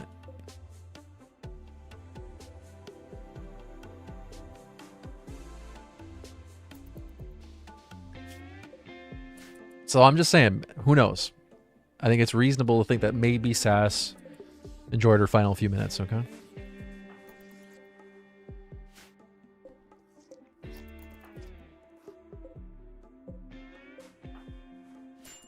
She got in a battle with a cougar. Maybe she died with a smile on her face. We don't know. This iguana is just sleeping on my sleeping spot. Imagine trying to get into your hut and there's just an iguana hissing at you. Come on, I want to sleep.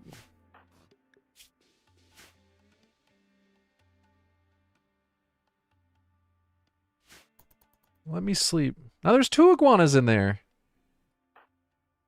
Okay. Well, that's not good.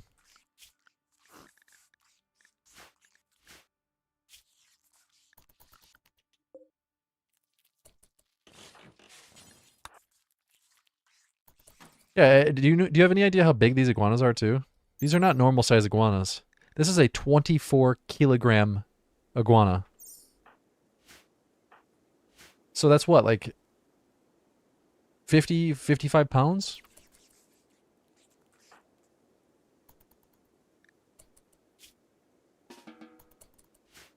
That's like a 50-pound iguana. I mean, you're talking about the iguana the size of a dog.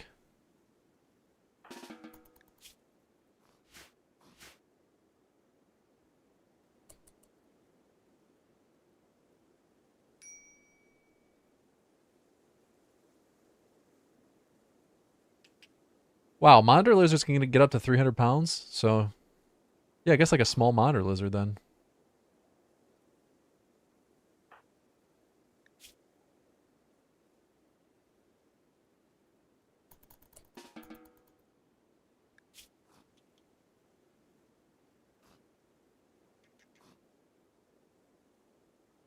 Yep, a thick iguana.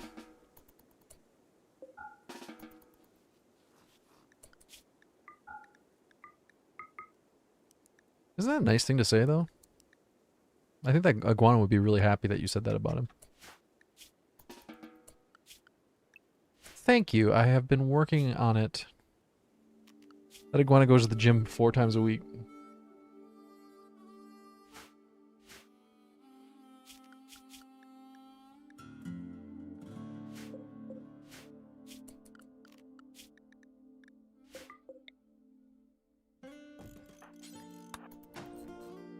You know what, actually, I don't know that I necessarily want to let that recreation tick up.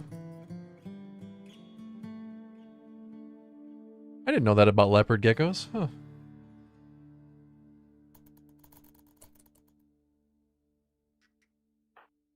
Guess I always imagined lizards being really, really lean.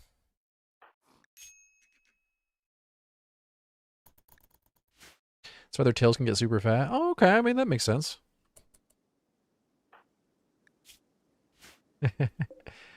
You've got such a fat tail. Thank you.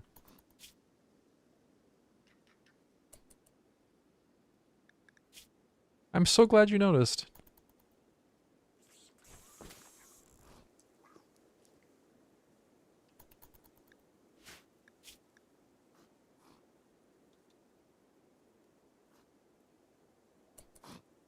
Yeah, explain the 30-pound guinea pigs. Well, you know, they gotta stay warm. These are normal sized guinea pigs. They're also really fat.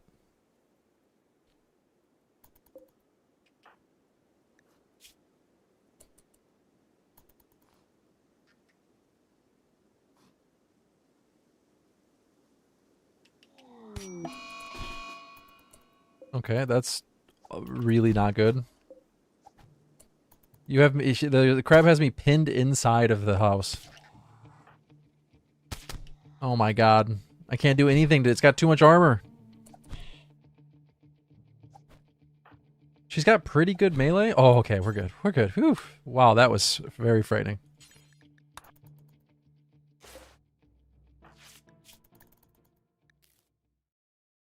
This scratch scar was already on her leg, so.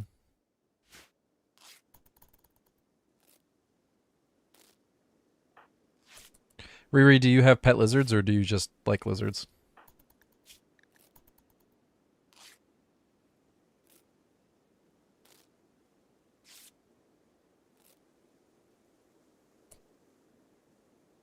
The flak vest does nothing? Well, she got hit in the foot, the leg, the arm, and the shoulder. The shoulder gets protected by the flak vest, doesn't it? Or do they take that out?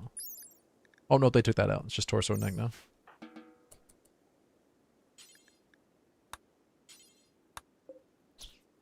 Used to have loads ages ago.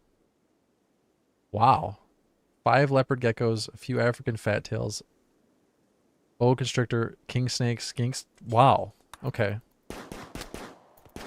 So a lot. You don't have them anymore?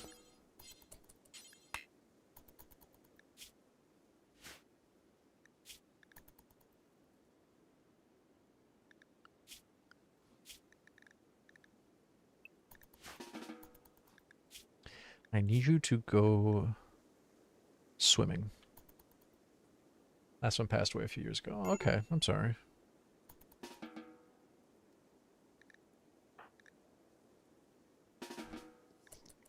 Yeah, but you can't tell a child they have a fat tail. That's rude. That's really rude.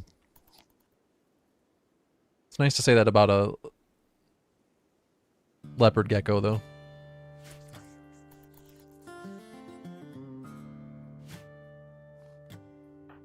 Oh, that's cool. She lives at a reptile educational facility here in the city. That's pretty cool.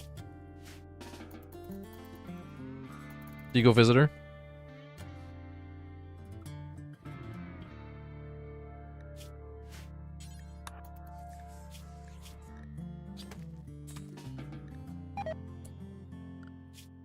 Why are you bed resting? Stop bed resting. Oh, that's really cool.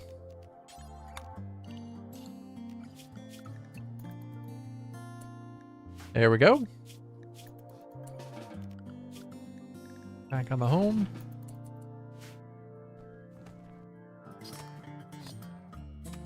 Up till you play Guild Wars? I didn't realize people were still into Guild Wars. How old is Guild Wars 2 now? Is that a pretty old game?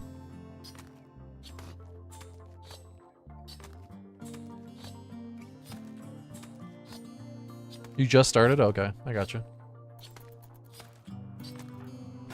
Yeah, the temperature's in Kelvin, but don't worry about that. Just ignore it. All you need to worry about is there heat stroke? If not, we're good. If there's heat stroke, we're not good. Very straightforward.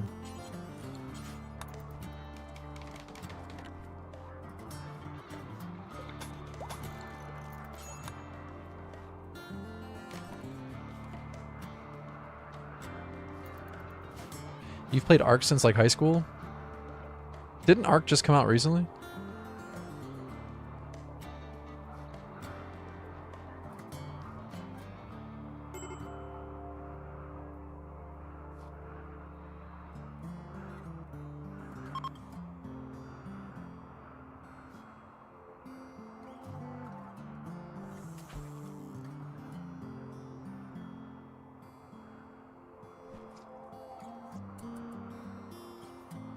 Wait, in what world is 2017 really old? No, Permanent Summer is not a mod. Permanent Summer is just a status of the tile that it always is growing season. Tan Banana, it's just exactly what you see. There's not really much more to explain. What you see is what you get for the challenge.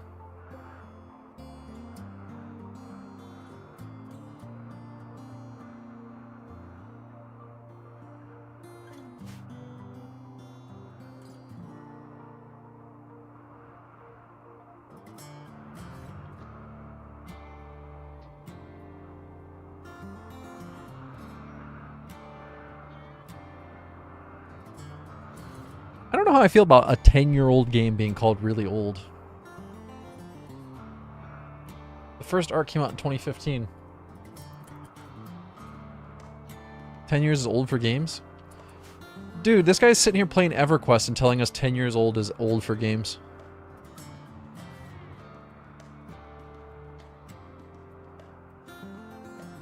No, we're building a rocket like a normal run. That's what I'm saying. It's like there's not a lot to explain. Just build here, build a rocket, leave. 4 years old is old for games? What? What? I think we have drastically different perceptions of what is old and what is not. No, you didn't say EverQuest is not an old game, but I'm saying EverQuest is an old game, and comparatively, 2015 is brand new. It just feels like a really weird scale to say that everything older than 4 years is equally old.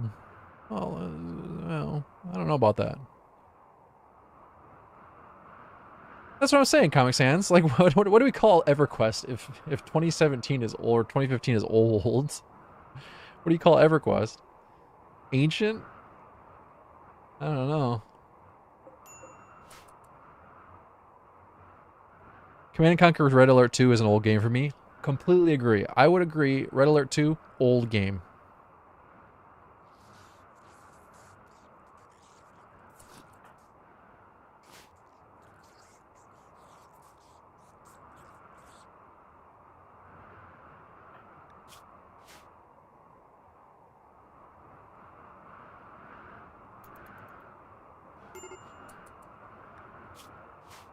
I don't know. I just think comparatively speaking, Ark is not that old.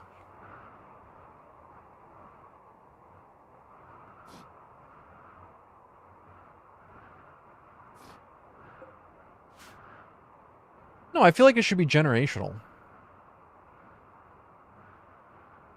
How does it compare to modern games?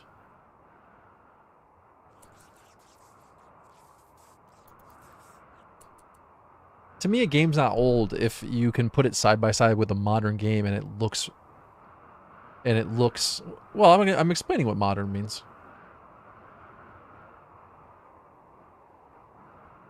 Modern means that you can look at it, you can play it, and if you did not know the release date, you would not be able to distinguish it from another game that's made today.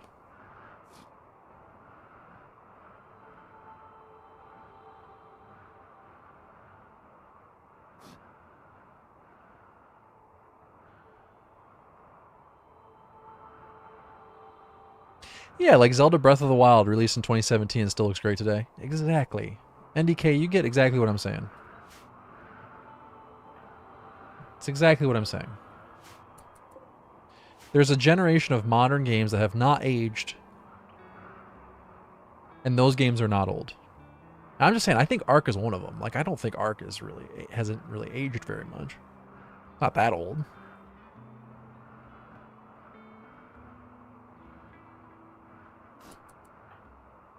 Warcraft 2, that's an old game. Okay, maybe that's a bad example, but I don't know. There's some games you look at and they're completely indistinguishable from a game released in 2025. Like RimWorld. Would you say RimWorld's an old game? I wouldn't. Dwarf Fortress is a really weird example, though, because if you look at the ASCII version, I'd say definitely an old game. If you look at the Steam version, you know, I'd say not an old game. Although the Steam version also comes very close to being an old game.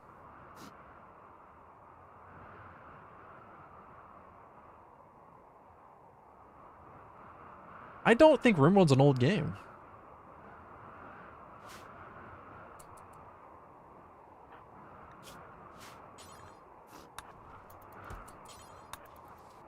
I think we have to disagree there. It's been playable for a long time, but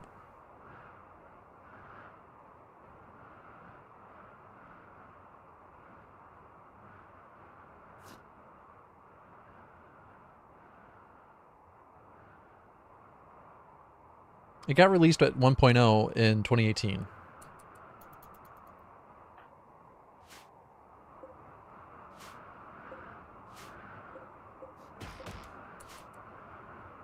Again, I'm just saying, I don't personally think the right way to measure how old a game is how chronologically. I don't think chronologically makes a lot of sense.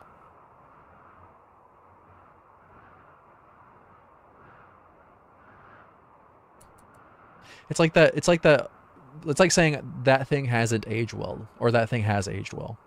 Like, to me, it's more about how well it has aged.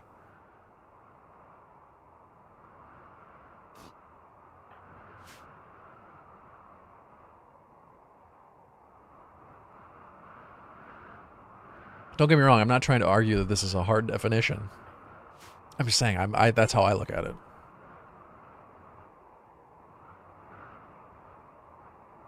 How easily could you pick it up and play it in 2025?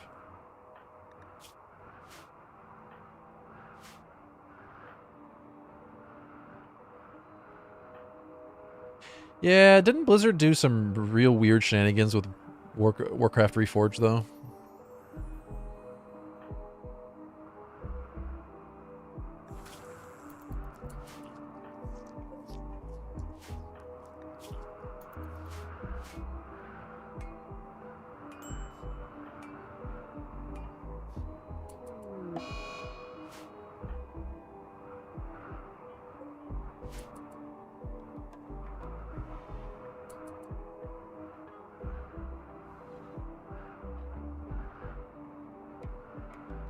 Yeah, I don't think so, Halia. I think it's much more about your perception of the thing. Because there's no line. Like, that's the question. It's like, where do you draw the line between young and old? Where do you draw the line between youthful and elderly? Well, that's very much subjective, is it not? Somebody who's very youthful is going to have a drastically different perception of old than you do. Not to say you're not youthful. I would say that an 80-year-old would look at a 34-year-old and be like, you are young. You are very young." Which is exactly the point, that the number isn't representative of how old it is. Plus, there's more to it than that. There's also how you feel, health-wise, I mean.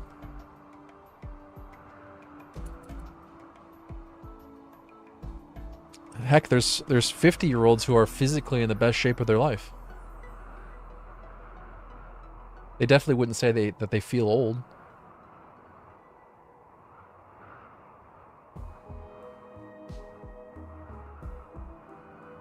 But that's the only point I'm making, that I don't think young and old is a chronological thing. Which is why we need a better way to... This is a more reasonable way of looking at video games.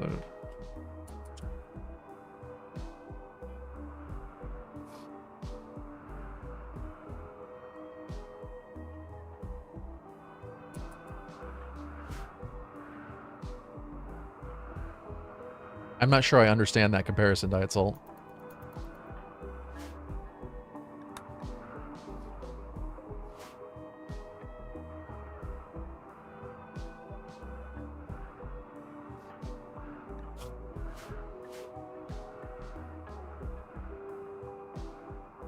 Well, it's only a wild conversation if you take it too seriously. Like, we're just chatting.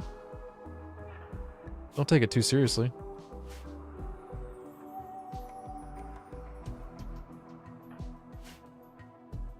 I totally agree, Comic Sans. I can understand how a 15-year-old would look at a game from 2015 and think that is an old game.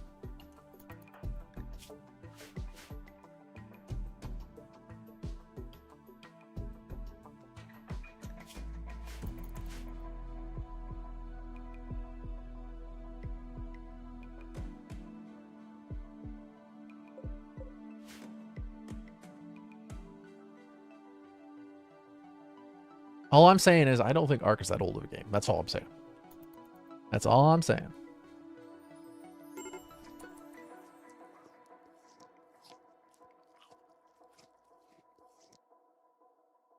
Fabster, I think that is a much better way to look at it.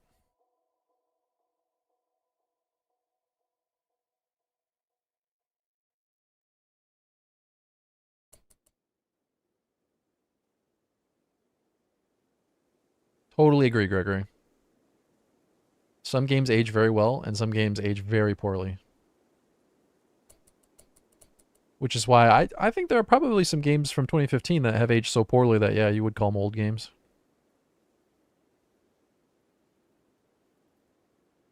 Which is why I use RimWorld as an example. I think RimWorld has aged wonderfully.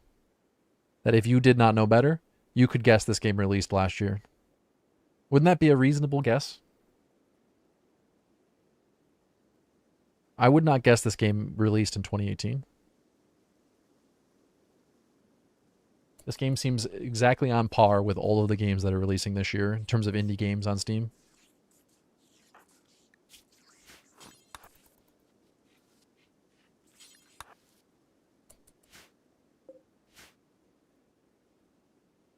But I really should reiterate the point that this should not be taken very seriously. We're just chatting. This is not important whatsoever. It's very very unimportant. We're just talking. We're just a little chat.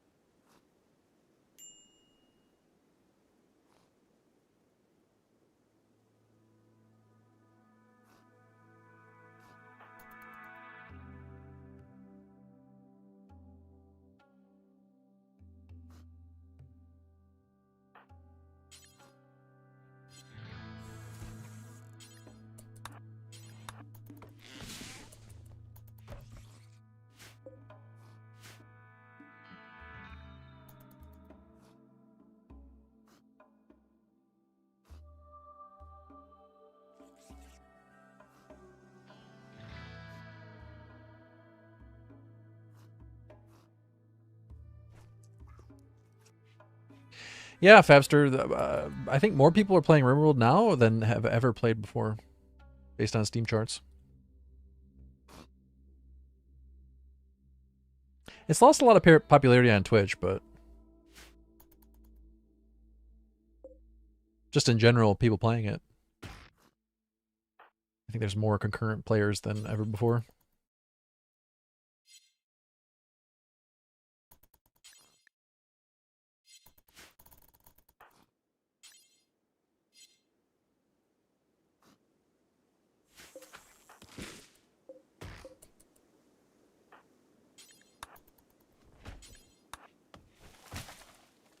Really, the only reason we started having this conversation is because somebody said they've been playing Ark since high school, and I thought to myself, man, you must be really young. That must be a young person. You started Ark in high school.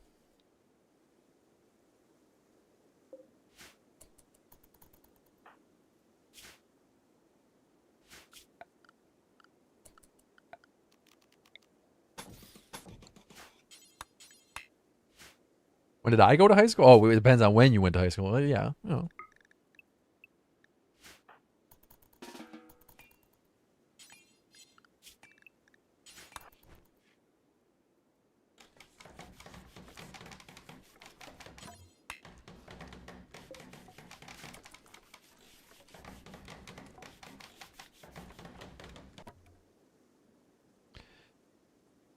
Well, to understand how percent threat works, you have to understand how raid points work.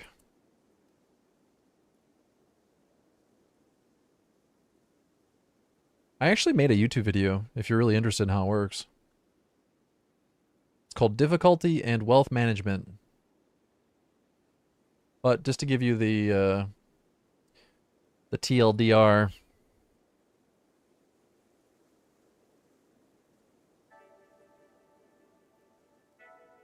raid points are determined by your storyteller wealth.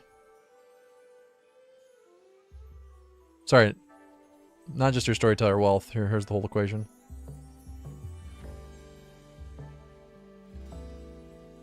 Somewhere around here. There you go. Raid points are determined by this.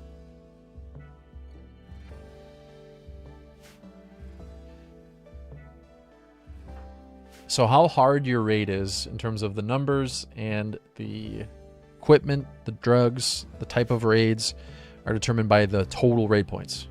And you can see the raid point equation there. And the 500% threat represents the difficulty variable. I hope that explains it.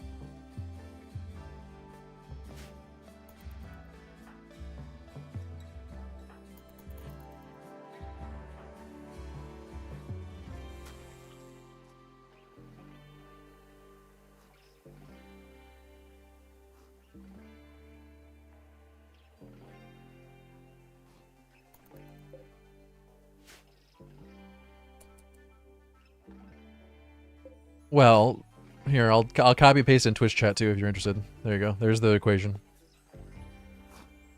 Higher raid points means more enemies,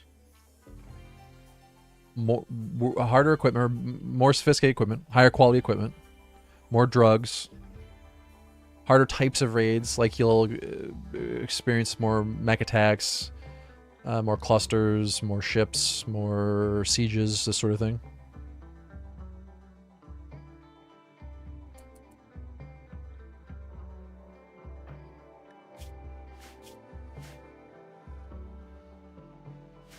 So the game takes your palm points. Again, I don't want to explain this whole thing because I literally have a YouTube video explaining all of it. You can just go watch that, but it's a benefit to stay at 500% because you gain better loot. That's a very optimistic interpretation.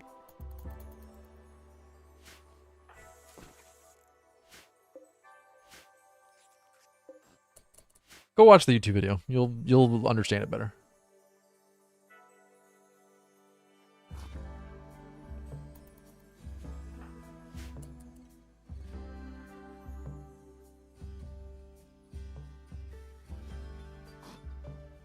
But yes, raid points are determined by multiplying 4 variables. If you increase any of those 4 variables, raid points get higher.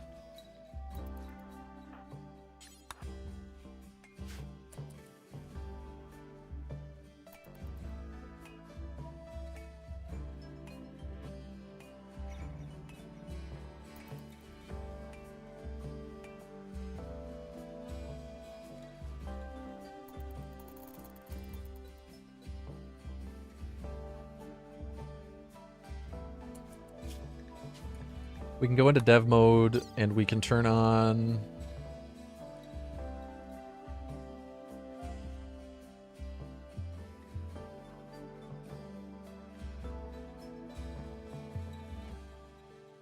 Wait, that's not it.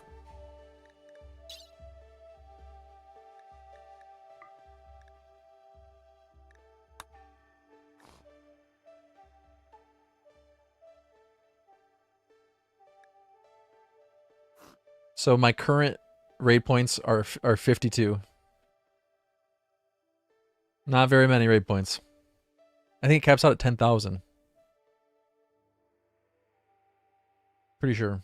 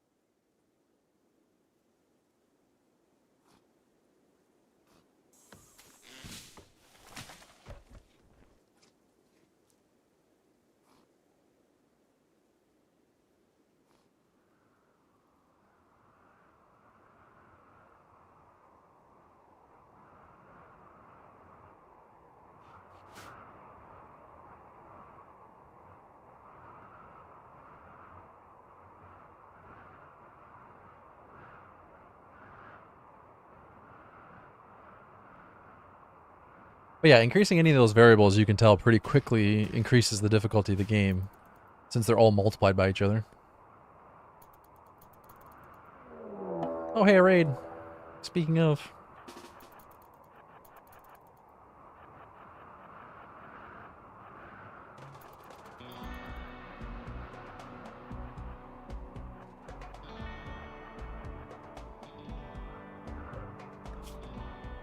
Mega Slaw Sash.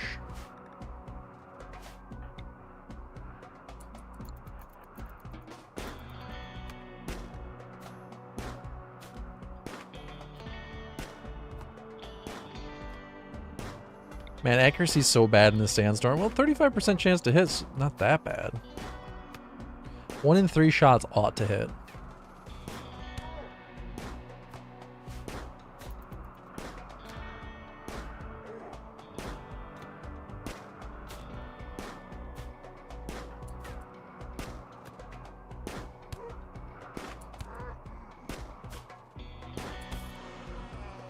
Boom!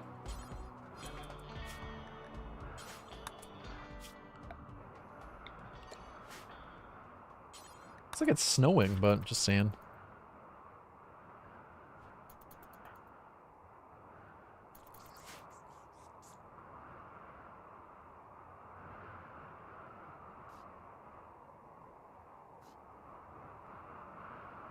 So yeah, if you're playing on default difficulty, that entire equation is just going to be multiplied by 1.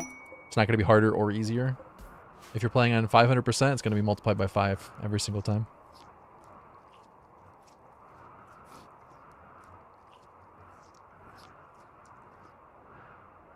Yeah, plus the clothing. Really, really good clothing. You see progress? We got a little lucky. But I won't turn that down.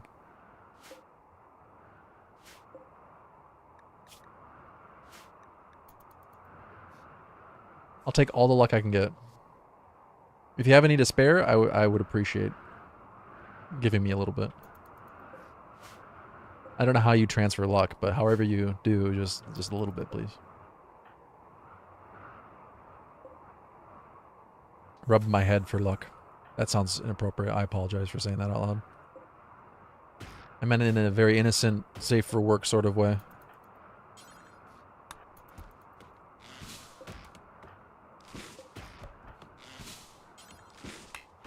Like with a leprechaun. Isn't that how you get luck from a leprechaun?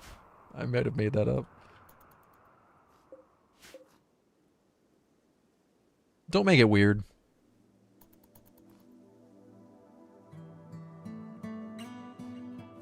Hey Victor, how are you today?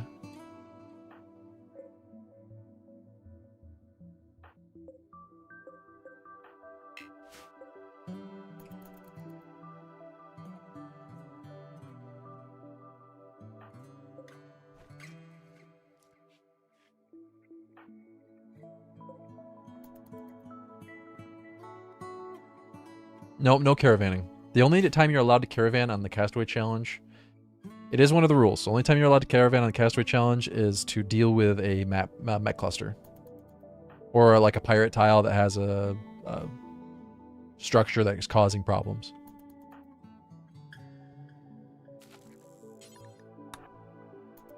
You cannot caravan to trade or to do normal quests.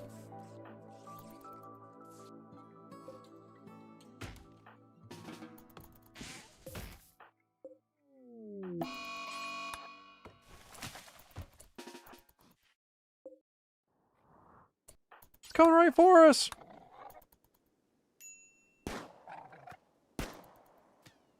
You think these iguanas are going to be mad that I'm shooting this iguana?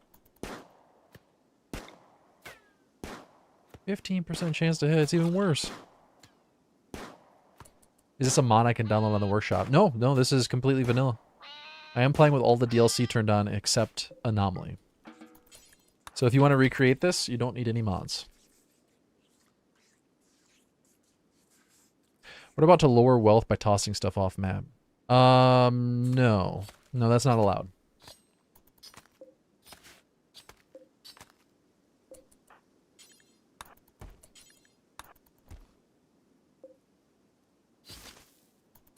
Again, I'm only talking from the perspective of this challenge as I am playing it.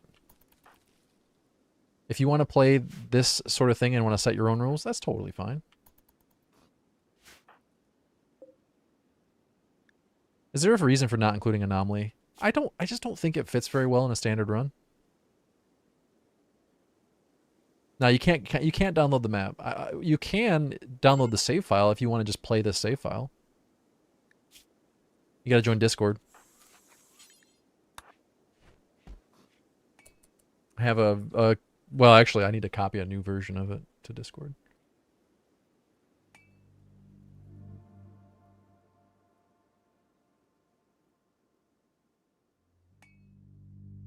There, I copied a save file to Discord. Here's a link if you're interested.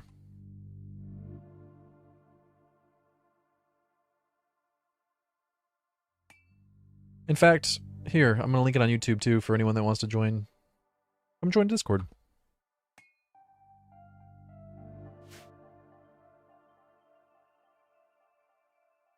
Keep in mind though, you'll have to play this exact character if you copy the save file. I will say though, it's not that hard to just make this map on your own.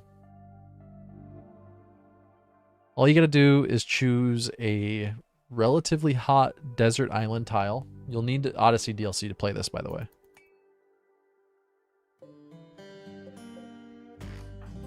You don't need any of the other DLC, but you do need Odyssey. You need to find a relatively hot coastal island. An atoll or an archipelago works too, but it's got to be desert. Spawn the map in with whatever character would work for you. Use dev mode to clear all of the surface items, the hills, the ancient danger, everything. And then turn all of the terrain to either shallow water or deep water. Your choice of, you can design it however you want. And then the only land on the map is at the very center of the map, and it has to be a island smaller than the size of your screen when you're all the way zoomed in. For flavor, you can put a palm tree at the center of the map and use dev mode to grow it to maturity. Or you can just use the map I've already created. Up to you. You pick how you want to do it.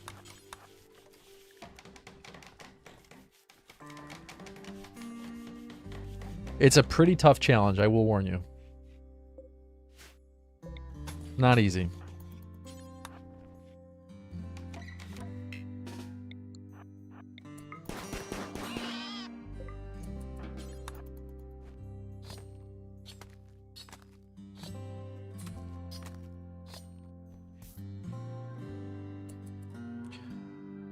Yeah, are they, Gregory? I wouldn't be surprised. Yep, you can play on whatever difficulty you want. The challenge as I'm playing it is 500% threat, but you can play it however you want. Should be okay mid to late game. The raids are still going to be really hard. Like, no matter what you do on this map, the raids are going to be tough. You can't rely on traps very easily. There's not a lot of room to kite around. Wealth management is going to be very important.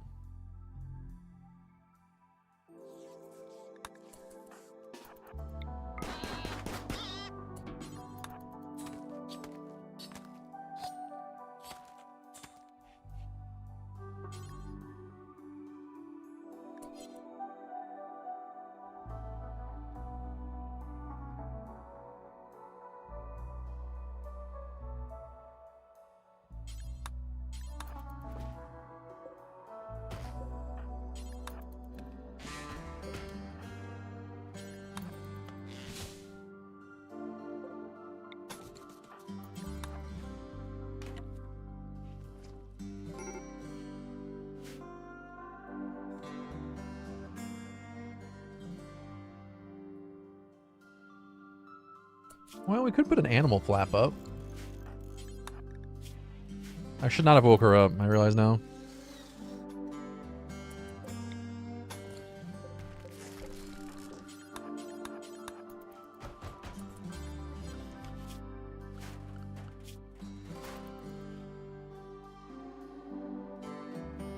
Hopefully those dromedary come in.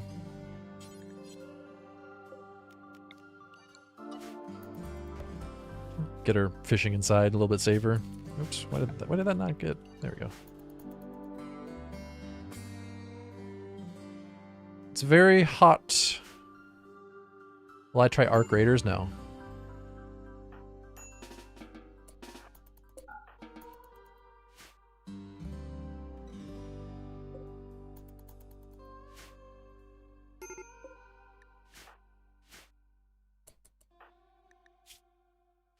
No, I don't really have time to game off stream these days. Whenever I'm on my computer and I'm not streaming, I'm working on YouTube videos.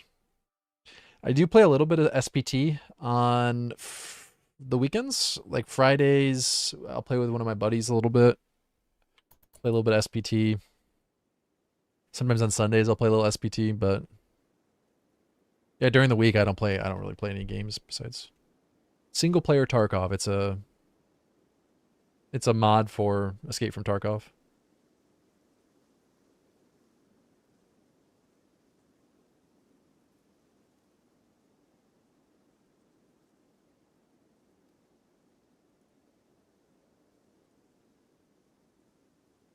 It's rather fun.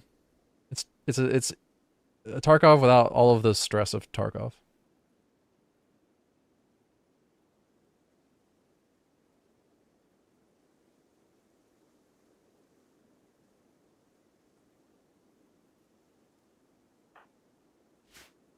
Why'd you keep buying accounts?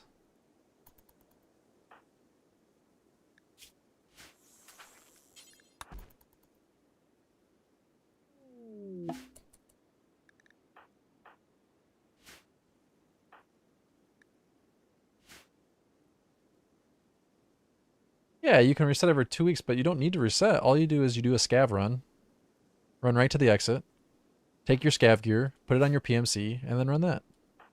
There shouldn't be a reason why you ever need to reset. You'll be limited to only doing PMC runs when your scav is up if you keep dying, but it's a perfectly fine way to learn the game.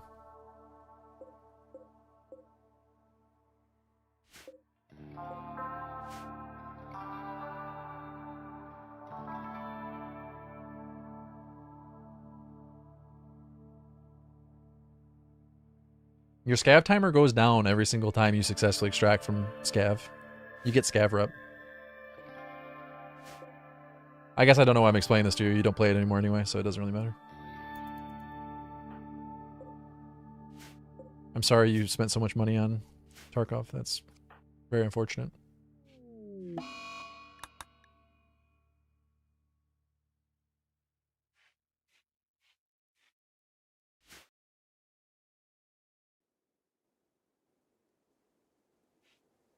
Anyway, look at that guy's green beard.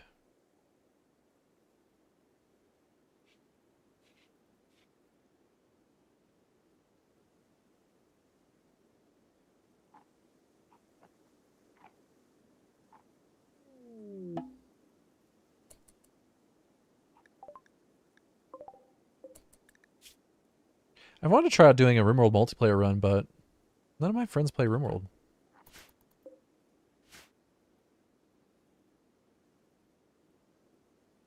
I bought my nephew RimWorld a few years back, and he played it for 7 minutes and then was over it.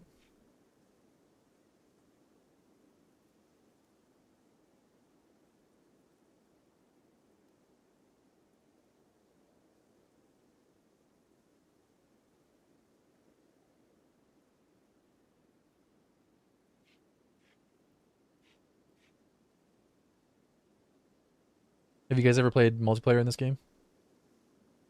There's a mod for RimWorld multiplayer, yeah.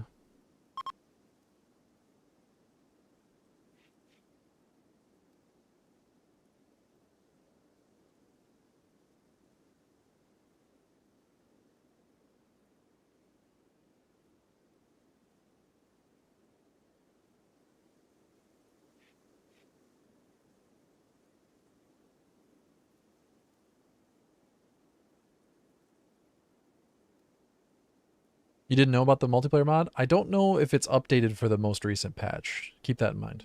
I haven't checked.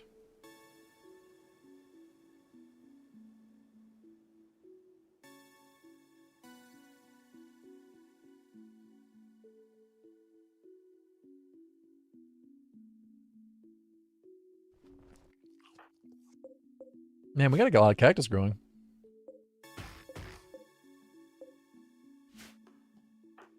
Sky, please break out of it. Please snap out of it.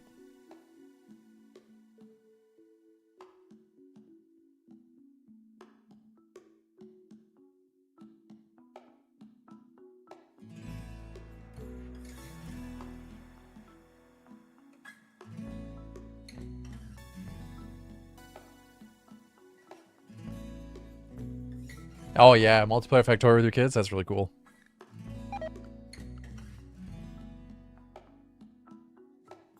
Does anybody know if the multiplayer mod is updated for 1.6?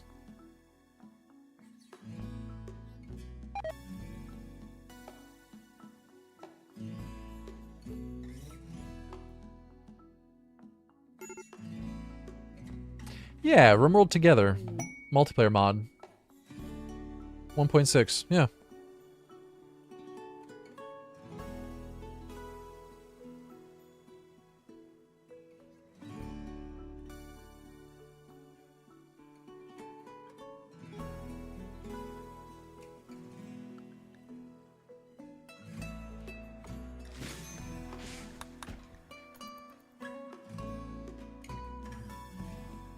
Is that one I linked not on the same map?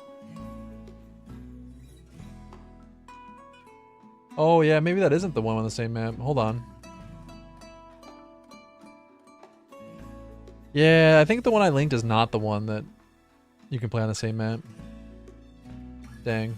There's another one that allows you to play on the same map, but that one might not be updated. Well, sorry about that.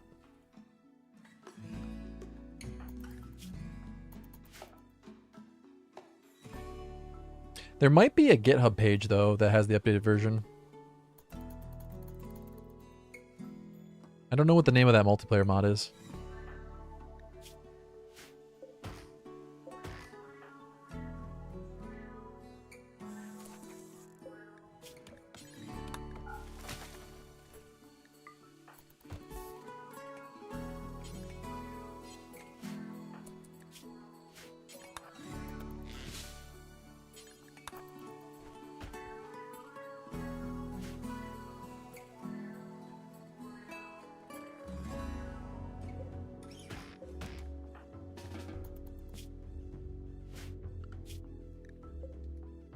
Oh my god, what the hell is this? What is happening? Is there terrain here still? Oh, I think there is. This is the only... Okay, yeah, there's terrain here still. Whoops. Gonna have to get rid of that.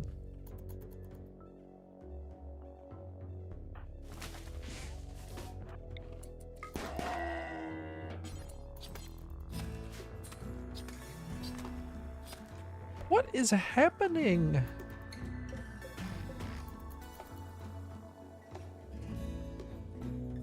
I don't know, Victor. That is one of the biggest unanswered questions about this run. What's going to happen when mech clusters start spawning? I don't know.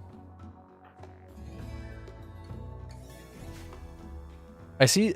I basically see three possibilities. One, they don't spawn at all. Two, they spawn on this island every single time, and they fill up the island with all their parts. Or three, they spawn on heavy bridges. I don't know. I don't know what's going to happen. I am concerned about that. I think it's likely they don't spawn. Which is not the end of the world. But we'll still have to deal with ships landing on this island, which would be really rough.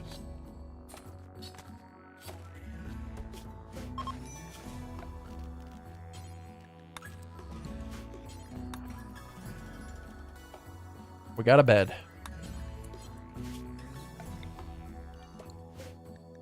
There are mech ships in this game that land. They're just, you know, raid, basically.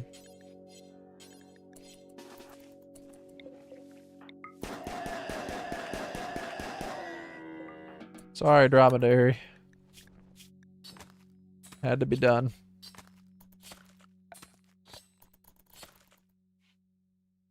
Oh god, another dromedary. Sorry, dromedary. Had to be done.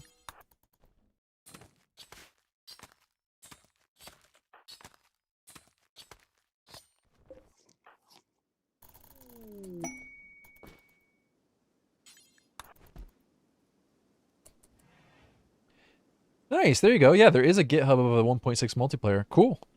I was thinking maybe there was.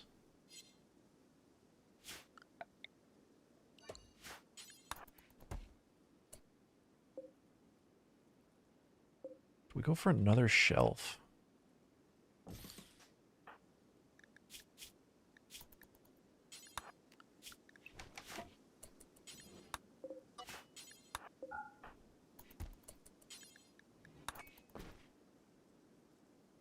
Yeah, the pistol is very helpful.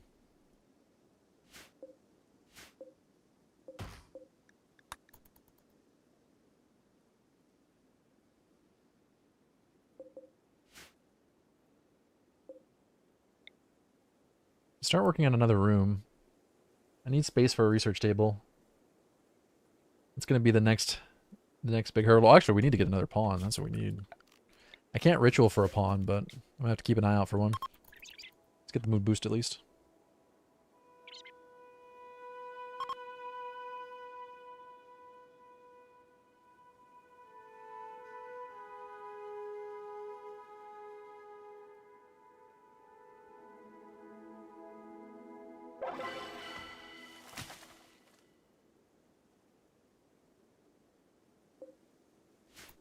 +5, nice.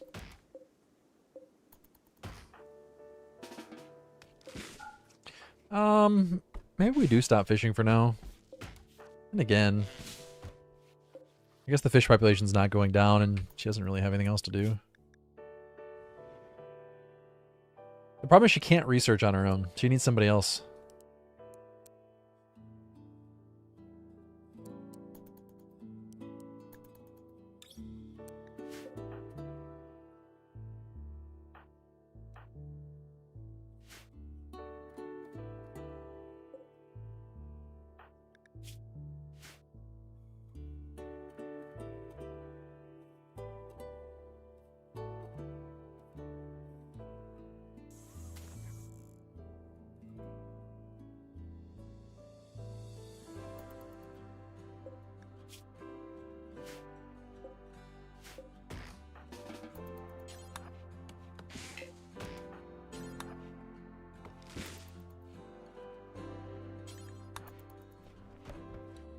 We got 51 wood.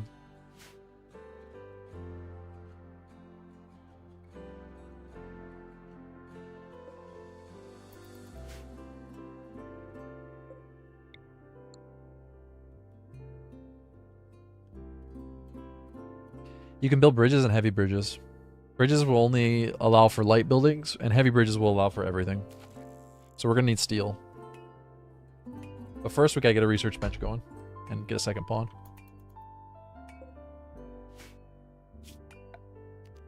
Might actually be worth building a butcher table.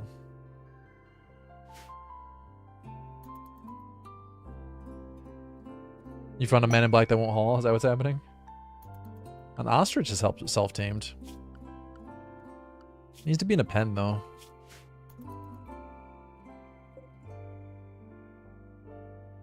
Well, the problem is she has 0 cooking, so the food that she cooks is actually going to be a higher risk of food poisoning than raw food, which is kind of crazy, but... It'll give less of a mood penalty when she eats it, though, that's the thing. Her mood's not a big issue at the moment, though, so... Just gonna kind of keep on going with what we've been doing. Oh, the smell. You haven't thought of the smell, you...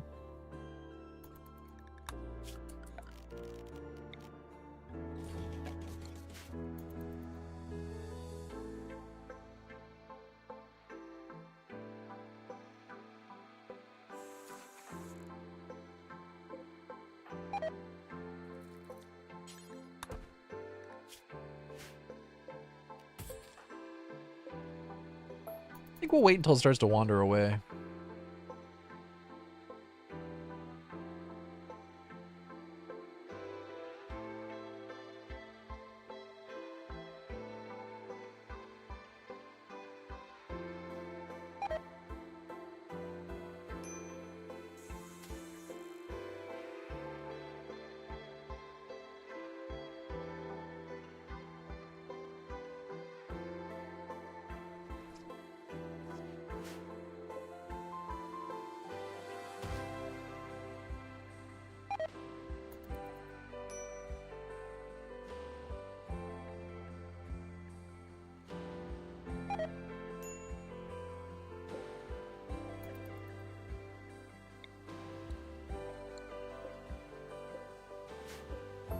Maybe let those grow more.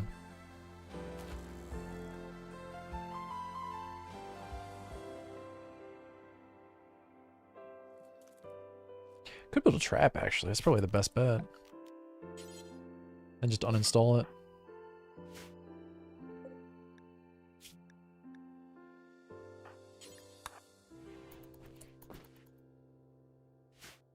I need a bulk goods trader to come around.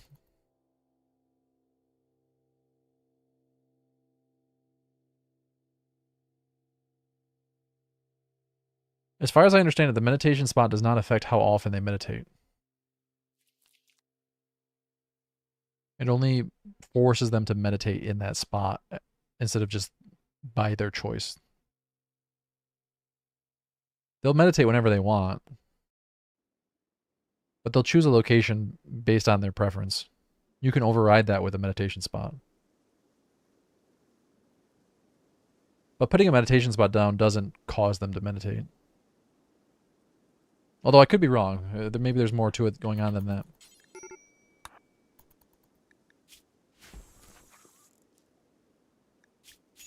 Oh, good. We need a bigger space so we don't get cramped interior. Maybe I do want to build on here.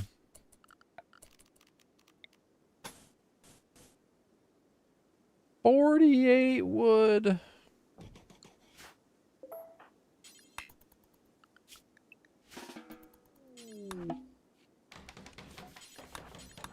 Please don't botch.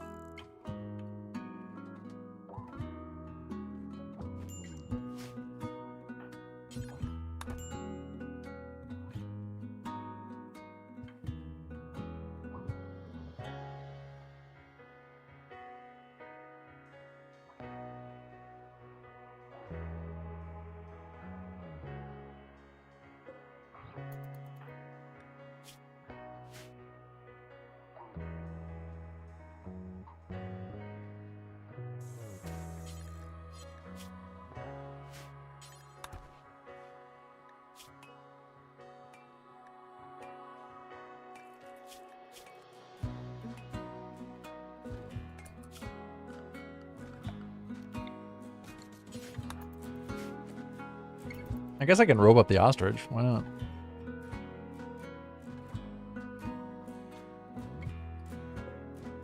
Please send more cactus. Or actually, please send more traders. I need more traders. There's a lot of downtime right now.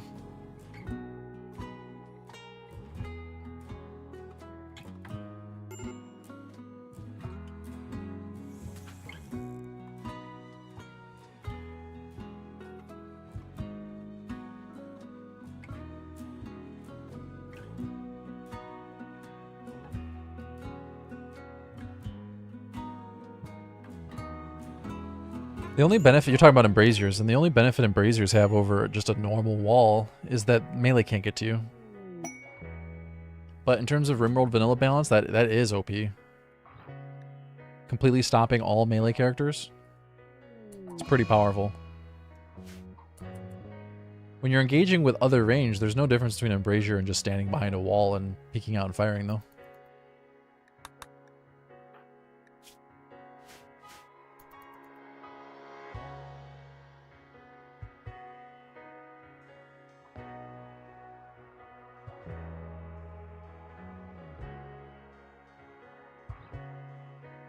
On top of that, it makes turrets 10 times more powerful because the counter to turrets are melee.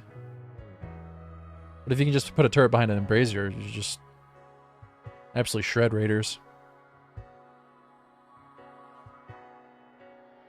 So I get it. I understand why they don't have those in the base game. They're very powerful.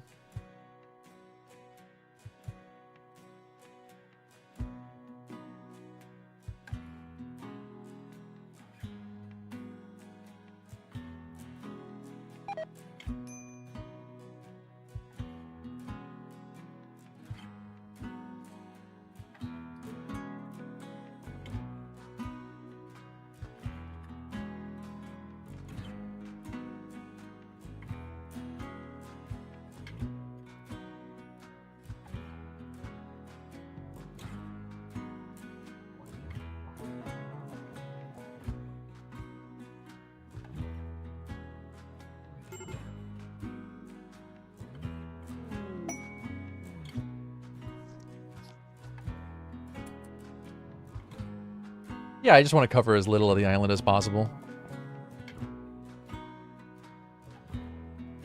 95% of my structures are going to be built on the water.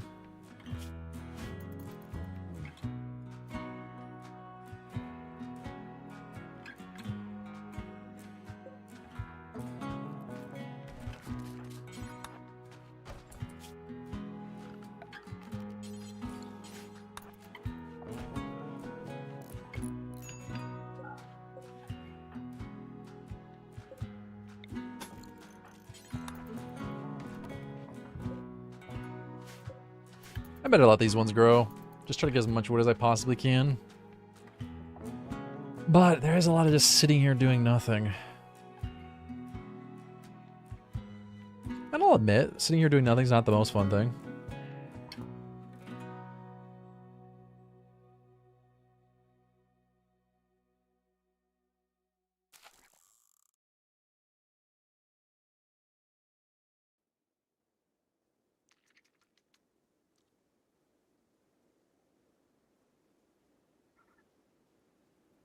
My only experience with Combat Extended is playing it in conjunction with Zombieland, and I did use Embraziers for that. In that context, is it OP? I mean, maybe not. But I don't have any experience with it other than that, so I can't really comment. It made sense against zombies.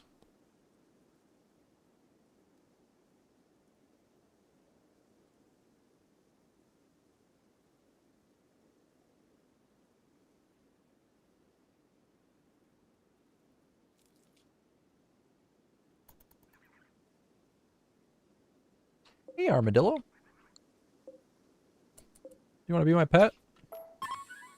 No, you don't. 8 animal handling, or 8 animal skill for that. Jeez.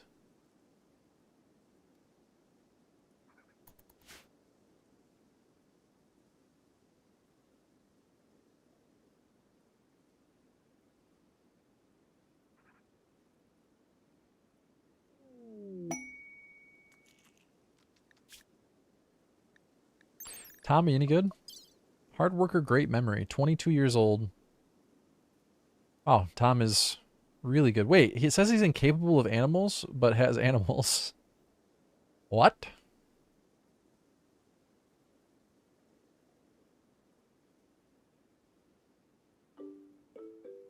All right. What can you do with animals? He's a skilled professional, but he won't do it. Got enough animal handling in my life, and I will not do any more. Hard work or great memory is good though, and having another pawn would be real nice. He could do intellectual. He won't fish though. Yeah, he's over it. I spent 4 years in that industry. Never working a day in my life in that again. This is tempting. Do we go for it? That's the question. Very tempting. I think yes.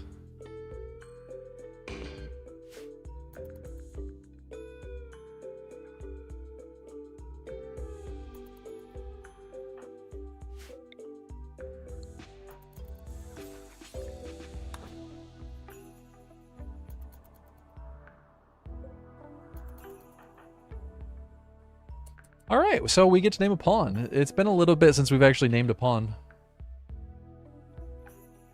I gotta update the naming list actually. NDK just dropped another 10 euros. Who has not been updated?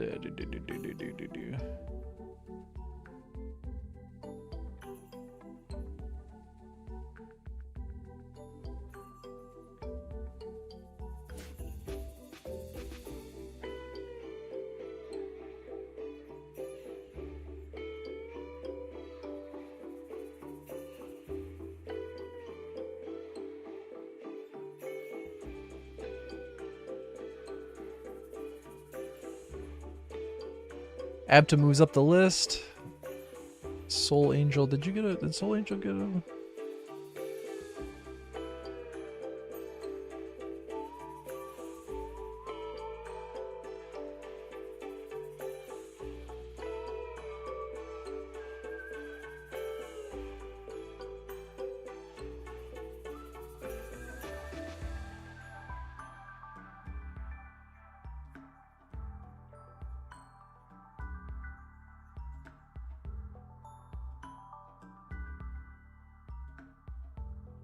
Okay, everybody else has been updated.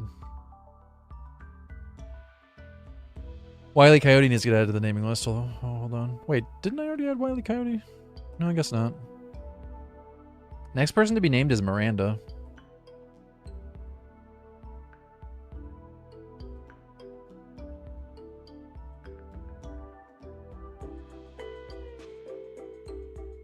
And then NDK after that. And then Volrath, and then Abta.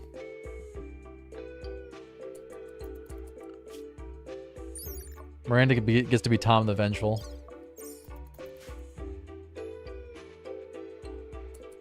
I don't know. They do, yeah.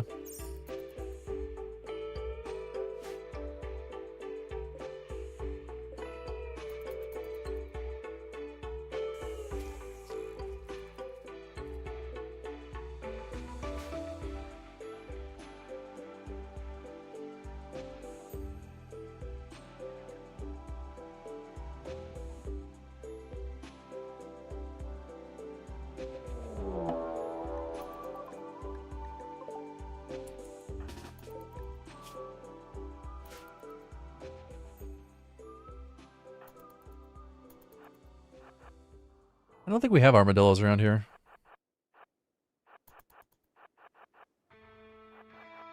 We have to deal with rabbits getting in the garden, but I usually just let them be. And by usually I mean always. I've never really done anything about the rabbits. They're just rabbits. What am I gonna do?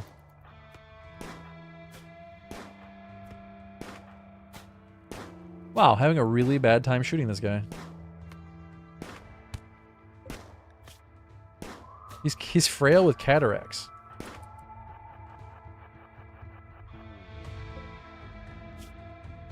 It's not a very good knife, though.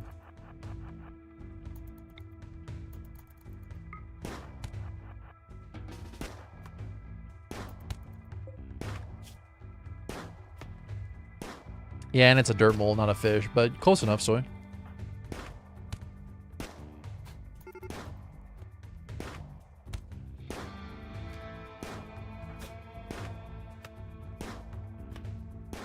Last year I found a den of like 6 baby rabbits under a tree in the backyard.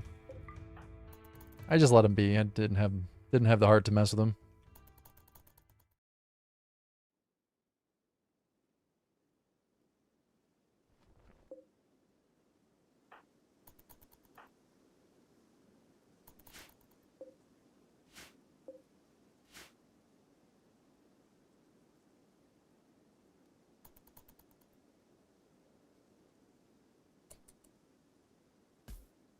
They like to eat peanuts? Do you feed them by hand? How do they get peanuts? How do they open the bag? Just kidding.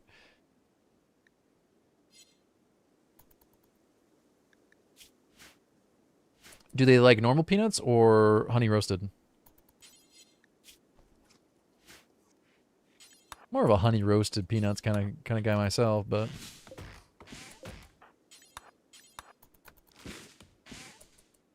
drops from the bird feeder. You feed your birds honey roasted peanuts? That's weird. That's weird.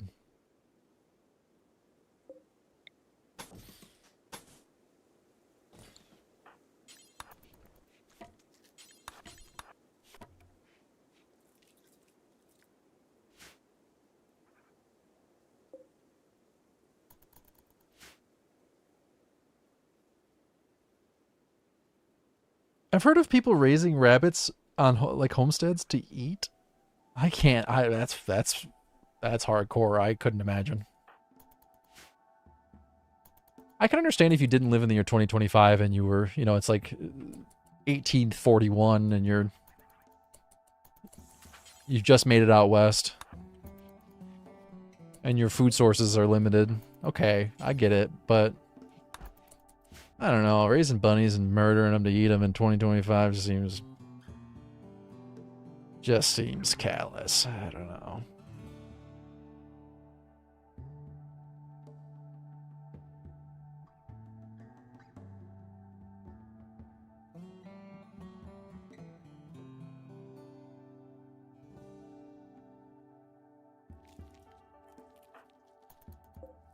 Please go away, ostrich.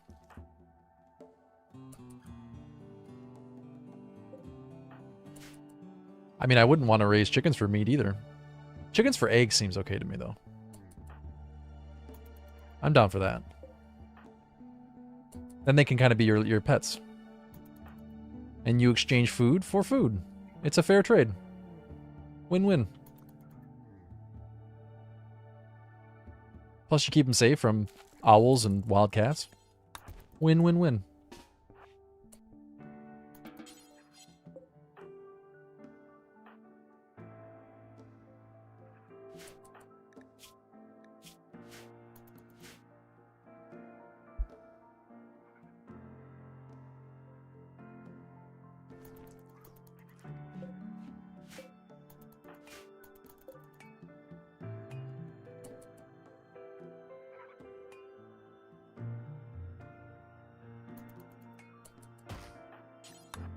Well, chickens will eat their own eggs given the opportunity, so I don't know that they care that much blue tacking.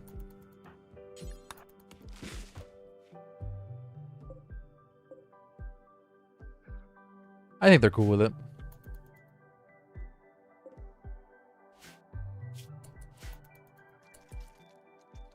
Yeah, I've heard owls will eat chickens, which is kind of crazy to think since an owl is basically the same size as a chicken.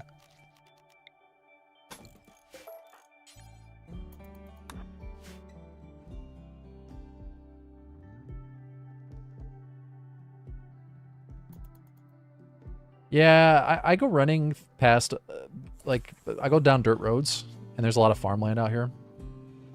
And the amount of houses that I go by that let their chickens just wander free is insane. Like, I'll go by this one house, and I oftentimes will see the chickens out in the road, and they're just crossing the road. And I finally understand, why did the chicken cross the road? It's because there's grazing on the other side of the road. There's food over there. There's bugs to pick up. They like that. They like that lawn across the yard. But I do wonder, do they get hit by cars? Do hawks come down and steal the chickens? I don't know.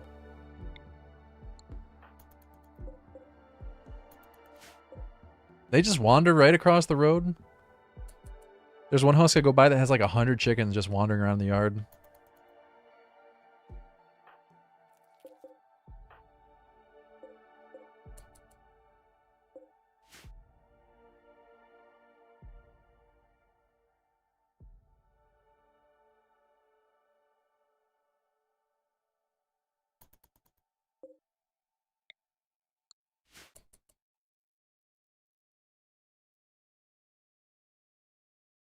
You hit a chicken? That's messed up, man.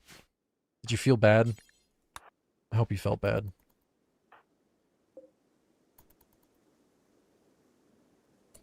Why not simply fly the ostrich out of the ocean? That's... I don't know how to respond to that.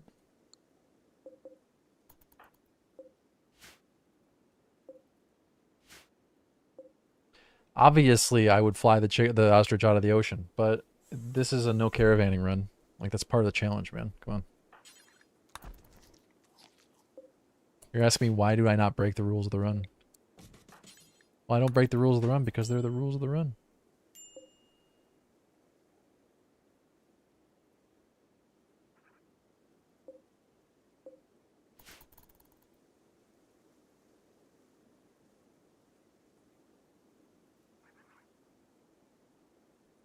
It just lives here. It just shares the island with me. Nothing wrong with that.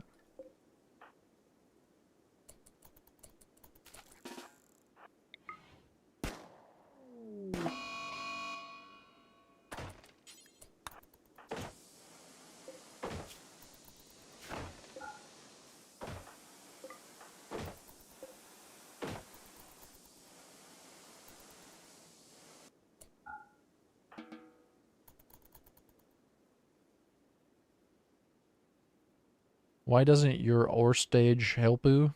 I don't know, man. I mean, I don't know what those words mean.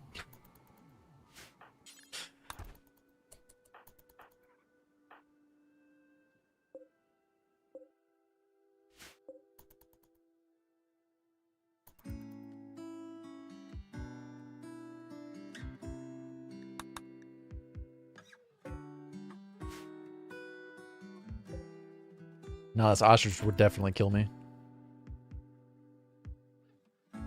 Ostrich blorbs.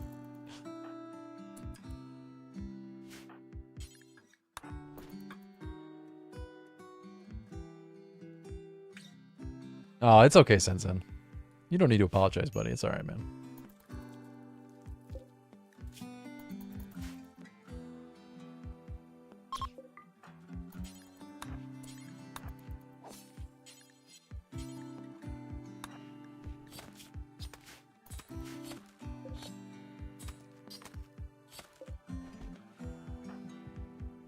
Oh, I thought I had bird skin, but no, I don't. Oh, there's so much blood.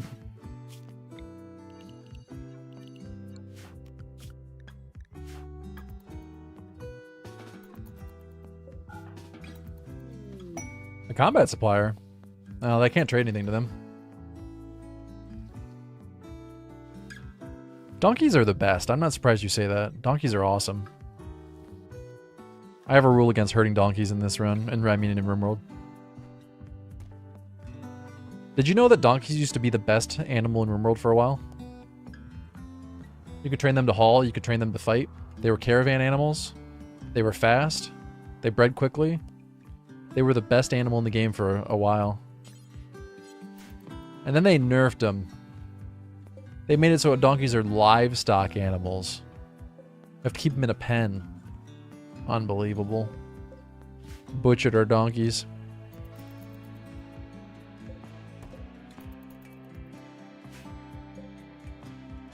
Absolutely terrible what they did to the donkeys. Yeah, they can be kept into a single square and you get a donkey shotgun. Yeah. They just explode out and murder whoever they hit. Very satisfying. Wait a second, where's Tom? Wait, the Edekeen hasn't even arrived yet. Oh, I thought we fought the Edekeen already.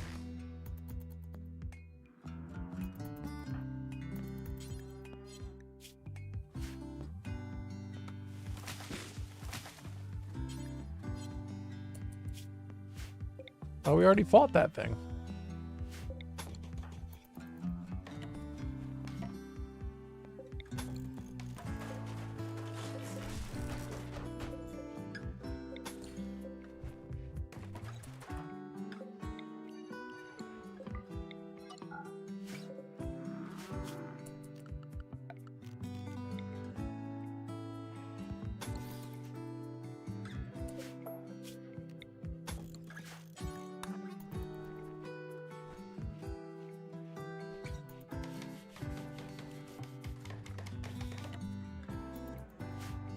You can still use donkeys as pack animals. They're still used for caravans. You can't train them to haul, though. You can't train them to fight. Which, to a certain degree, I get. Like, how does a donkey pick up a sword and haul it to your shed for you? Yeah, I don't think a donkey would do that, but...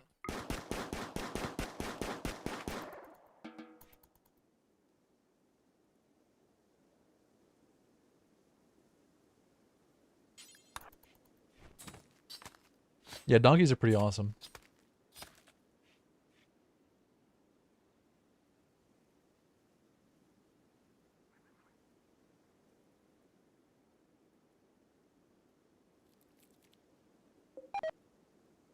Well, we're making progress.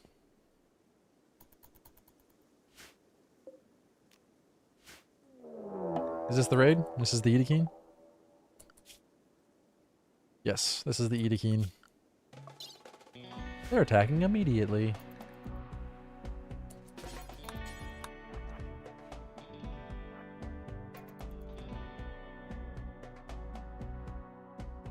As long as you don't start a fire. His name is Rockovit. Rockovit. Oh, we're off to a strong start. Okay, it's the shoulder, so maybe not as strong as I was making it out to be.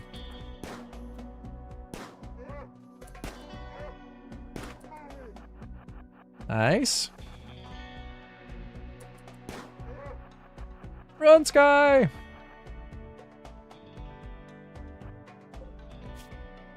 One to the leg, 3 to the torso. Pretty good. Gotta do a little kiting here. That's fine.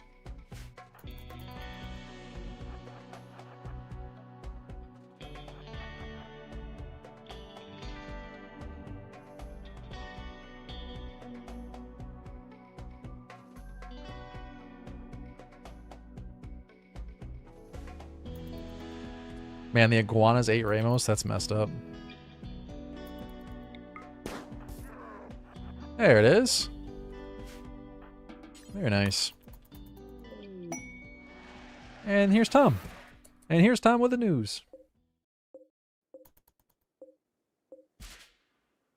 Our faction will be called Castaways. Our settlement will be called Desert Island.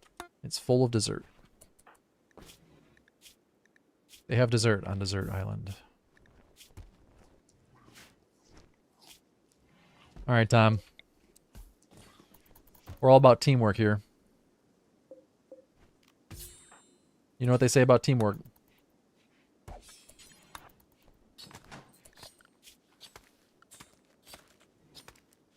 Ooh, he's a different ideology, though. We're gonna have to do something about that.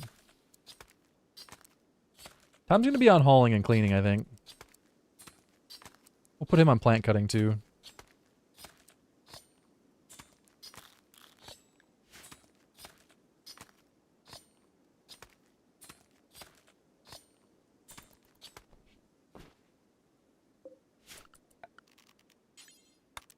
Let's get a bedroll for Tom. Tom is going to be named Miranda. Tom Villa is actually Bob Villa's brother. Did you guys know that? Miranda has a beard.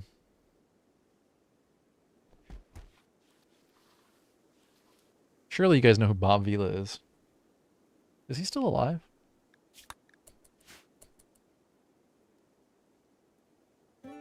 Oh, it's 1L. Oh, different Vilas.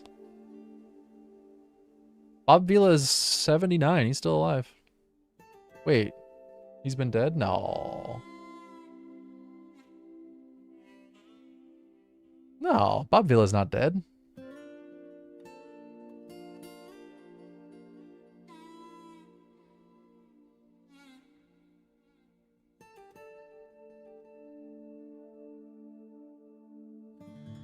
Take it easy, Gregory. Has he been dead? I actually cannot comment on whether or not he's been dead before. He was dead for 4 minutes. They brought him back to life.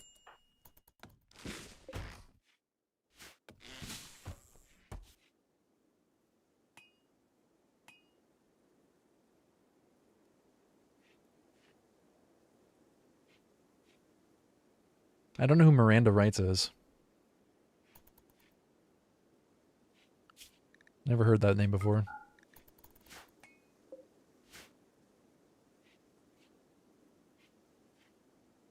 I'm not sure I want to know based on what you guys are saying.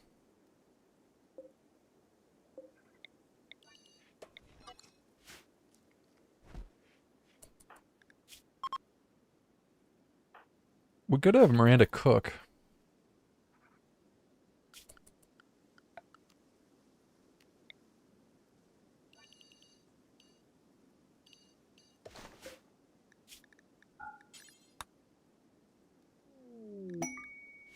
Just let her cook. 35 steel to lend a colonist for 13 days. I mean, we could lend them Miranda, really. 35 plasteel is pretty significant. Although the gold and the silver we could trade. Trade the plasteel as well. Well, this is a tough one. Oh no, it's for 29 days. I misread that. It's 13 years or older for 29 days. 29 days? No. No, I don't think so. That's going to be a no from me. 29 days.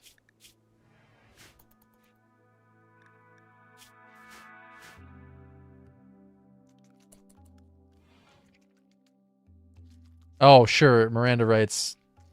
I know that. Okay. It's because of the guy story is kind of messed up. Oh, okay. I am familiar with the Miranda rights that police officers read to people.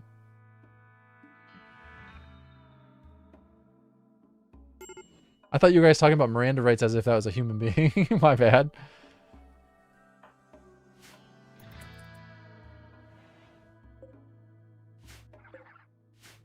I don't know anyone named Miranda rights. I understand what you're saying now.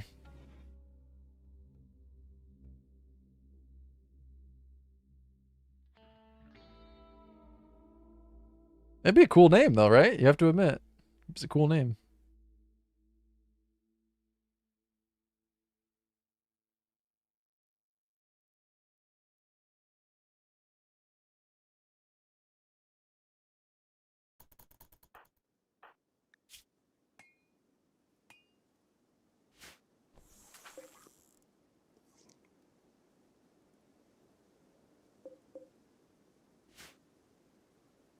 Should we start cooking? That is the question.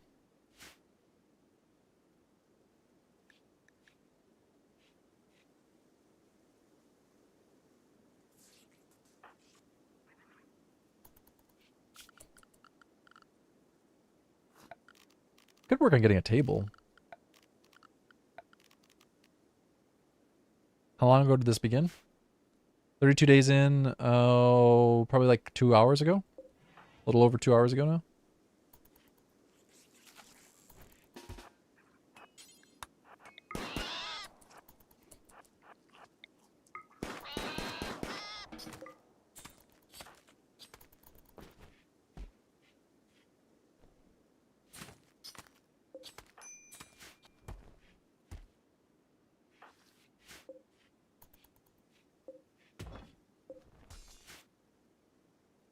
It feels like 37 years ago.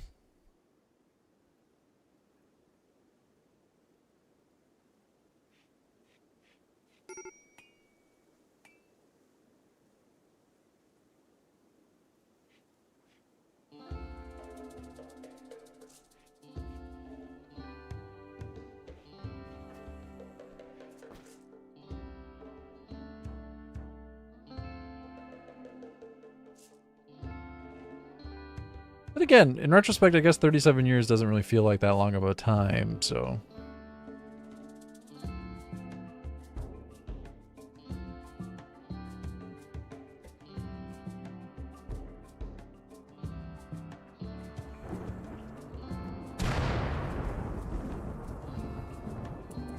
Next up on the naming list is...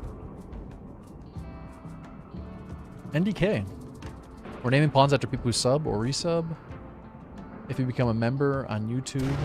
If you tip the channel in any way.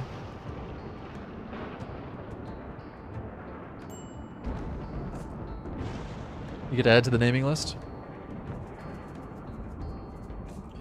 And we'll name a pawn after you. We just named Miranda. NDK is next. And then Volrath after that. Although Volrath keeps insisting we name a character Valorant, so we may as well just take Volrath off the list.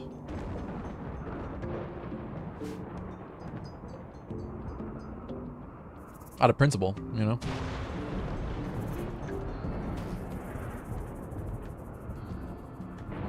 I'm not going to, though.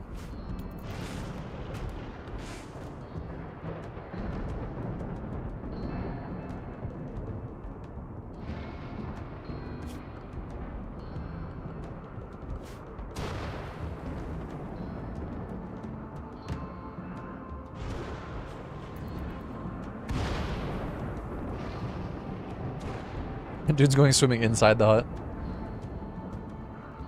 You think raiders would be able to swim under the bridge and get into the hut, but I guess not.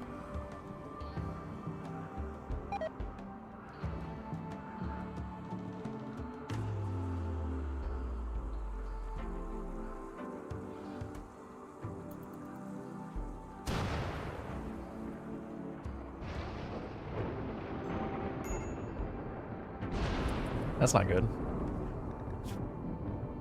Ravenously hungry. Why don't you go eat? Why don't you wait so long?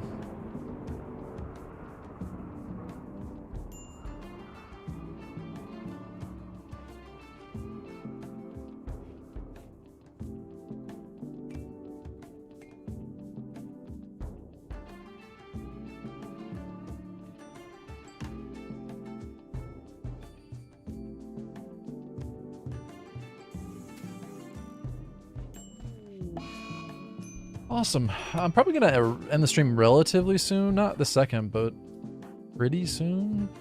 Go work on the next episode of Iceberg.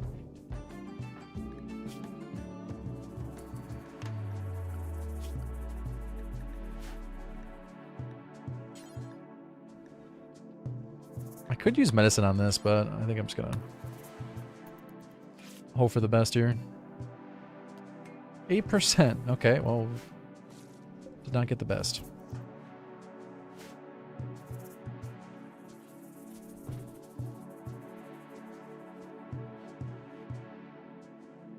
It's been kind of a quiet day. I think I'd be more productive working on a YouTube video.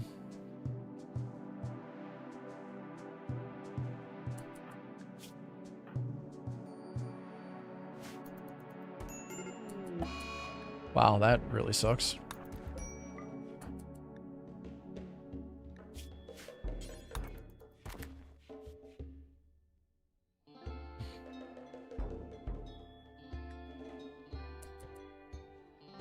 So you can't fish. That's not good. We might be dead just from the catatonic. You can hunt the armadillo, but that's not gonna last very long.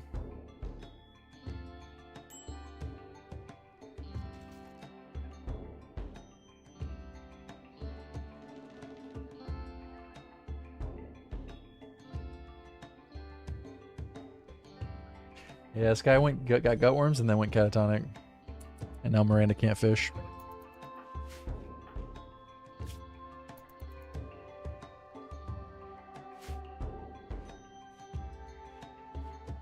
This is definitely not good. That's the plan.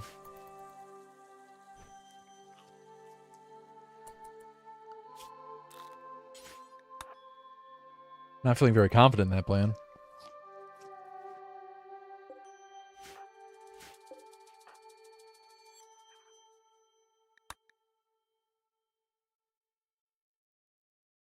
Yeah, next time we play this, I might have to just bring a pawn that has a mood boost. Sky worked really well until she went catatonic.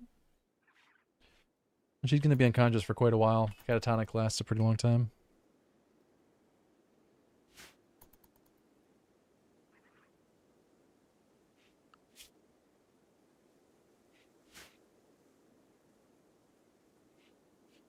I don't know. Probably a good ending point for the stream anyway.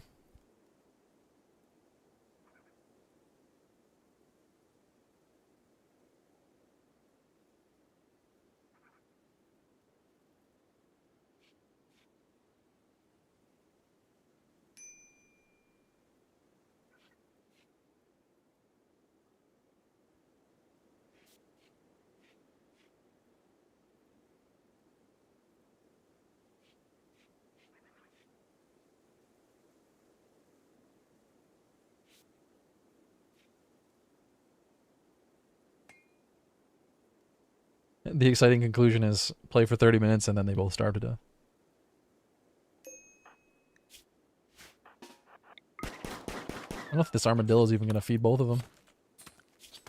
There's an iguana.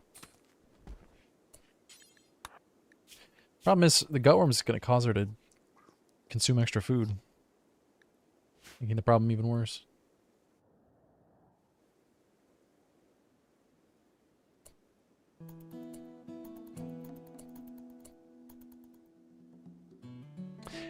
I'm going to pause for now. I'll be back probably Sunday morning.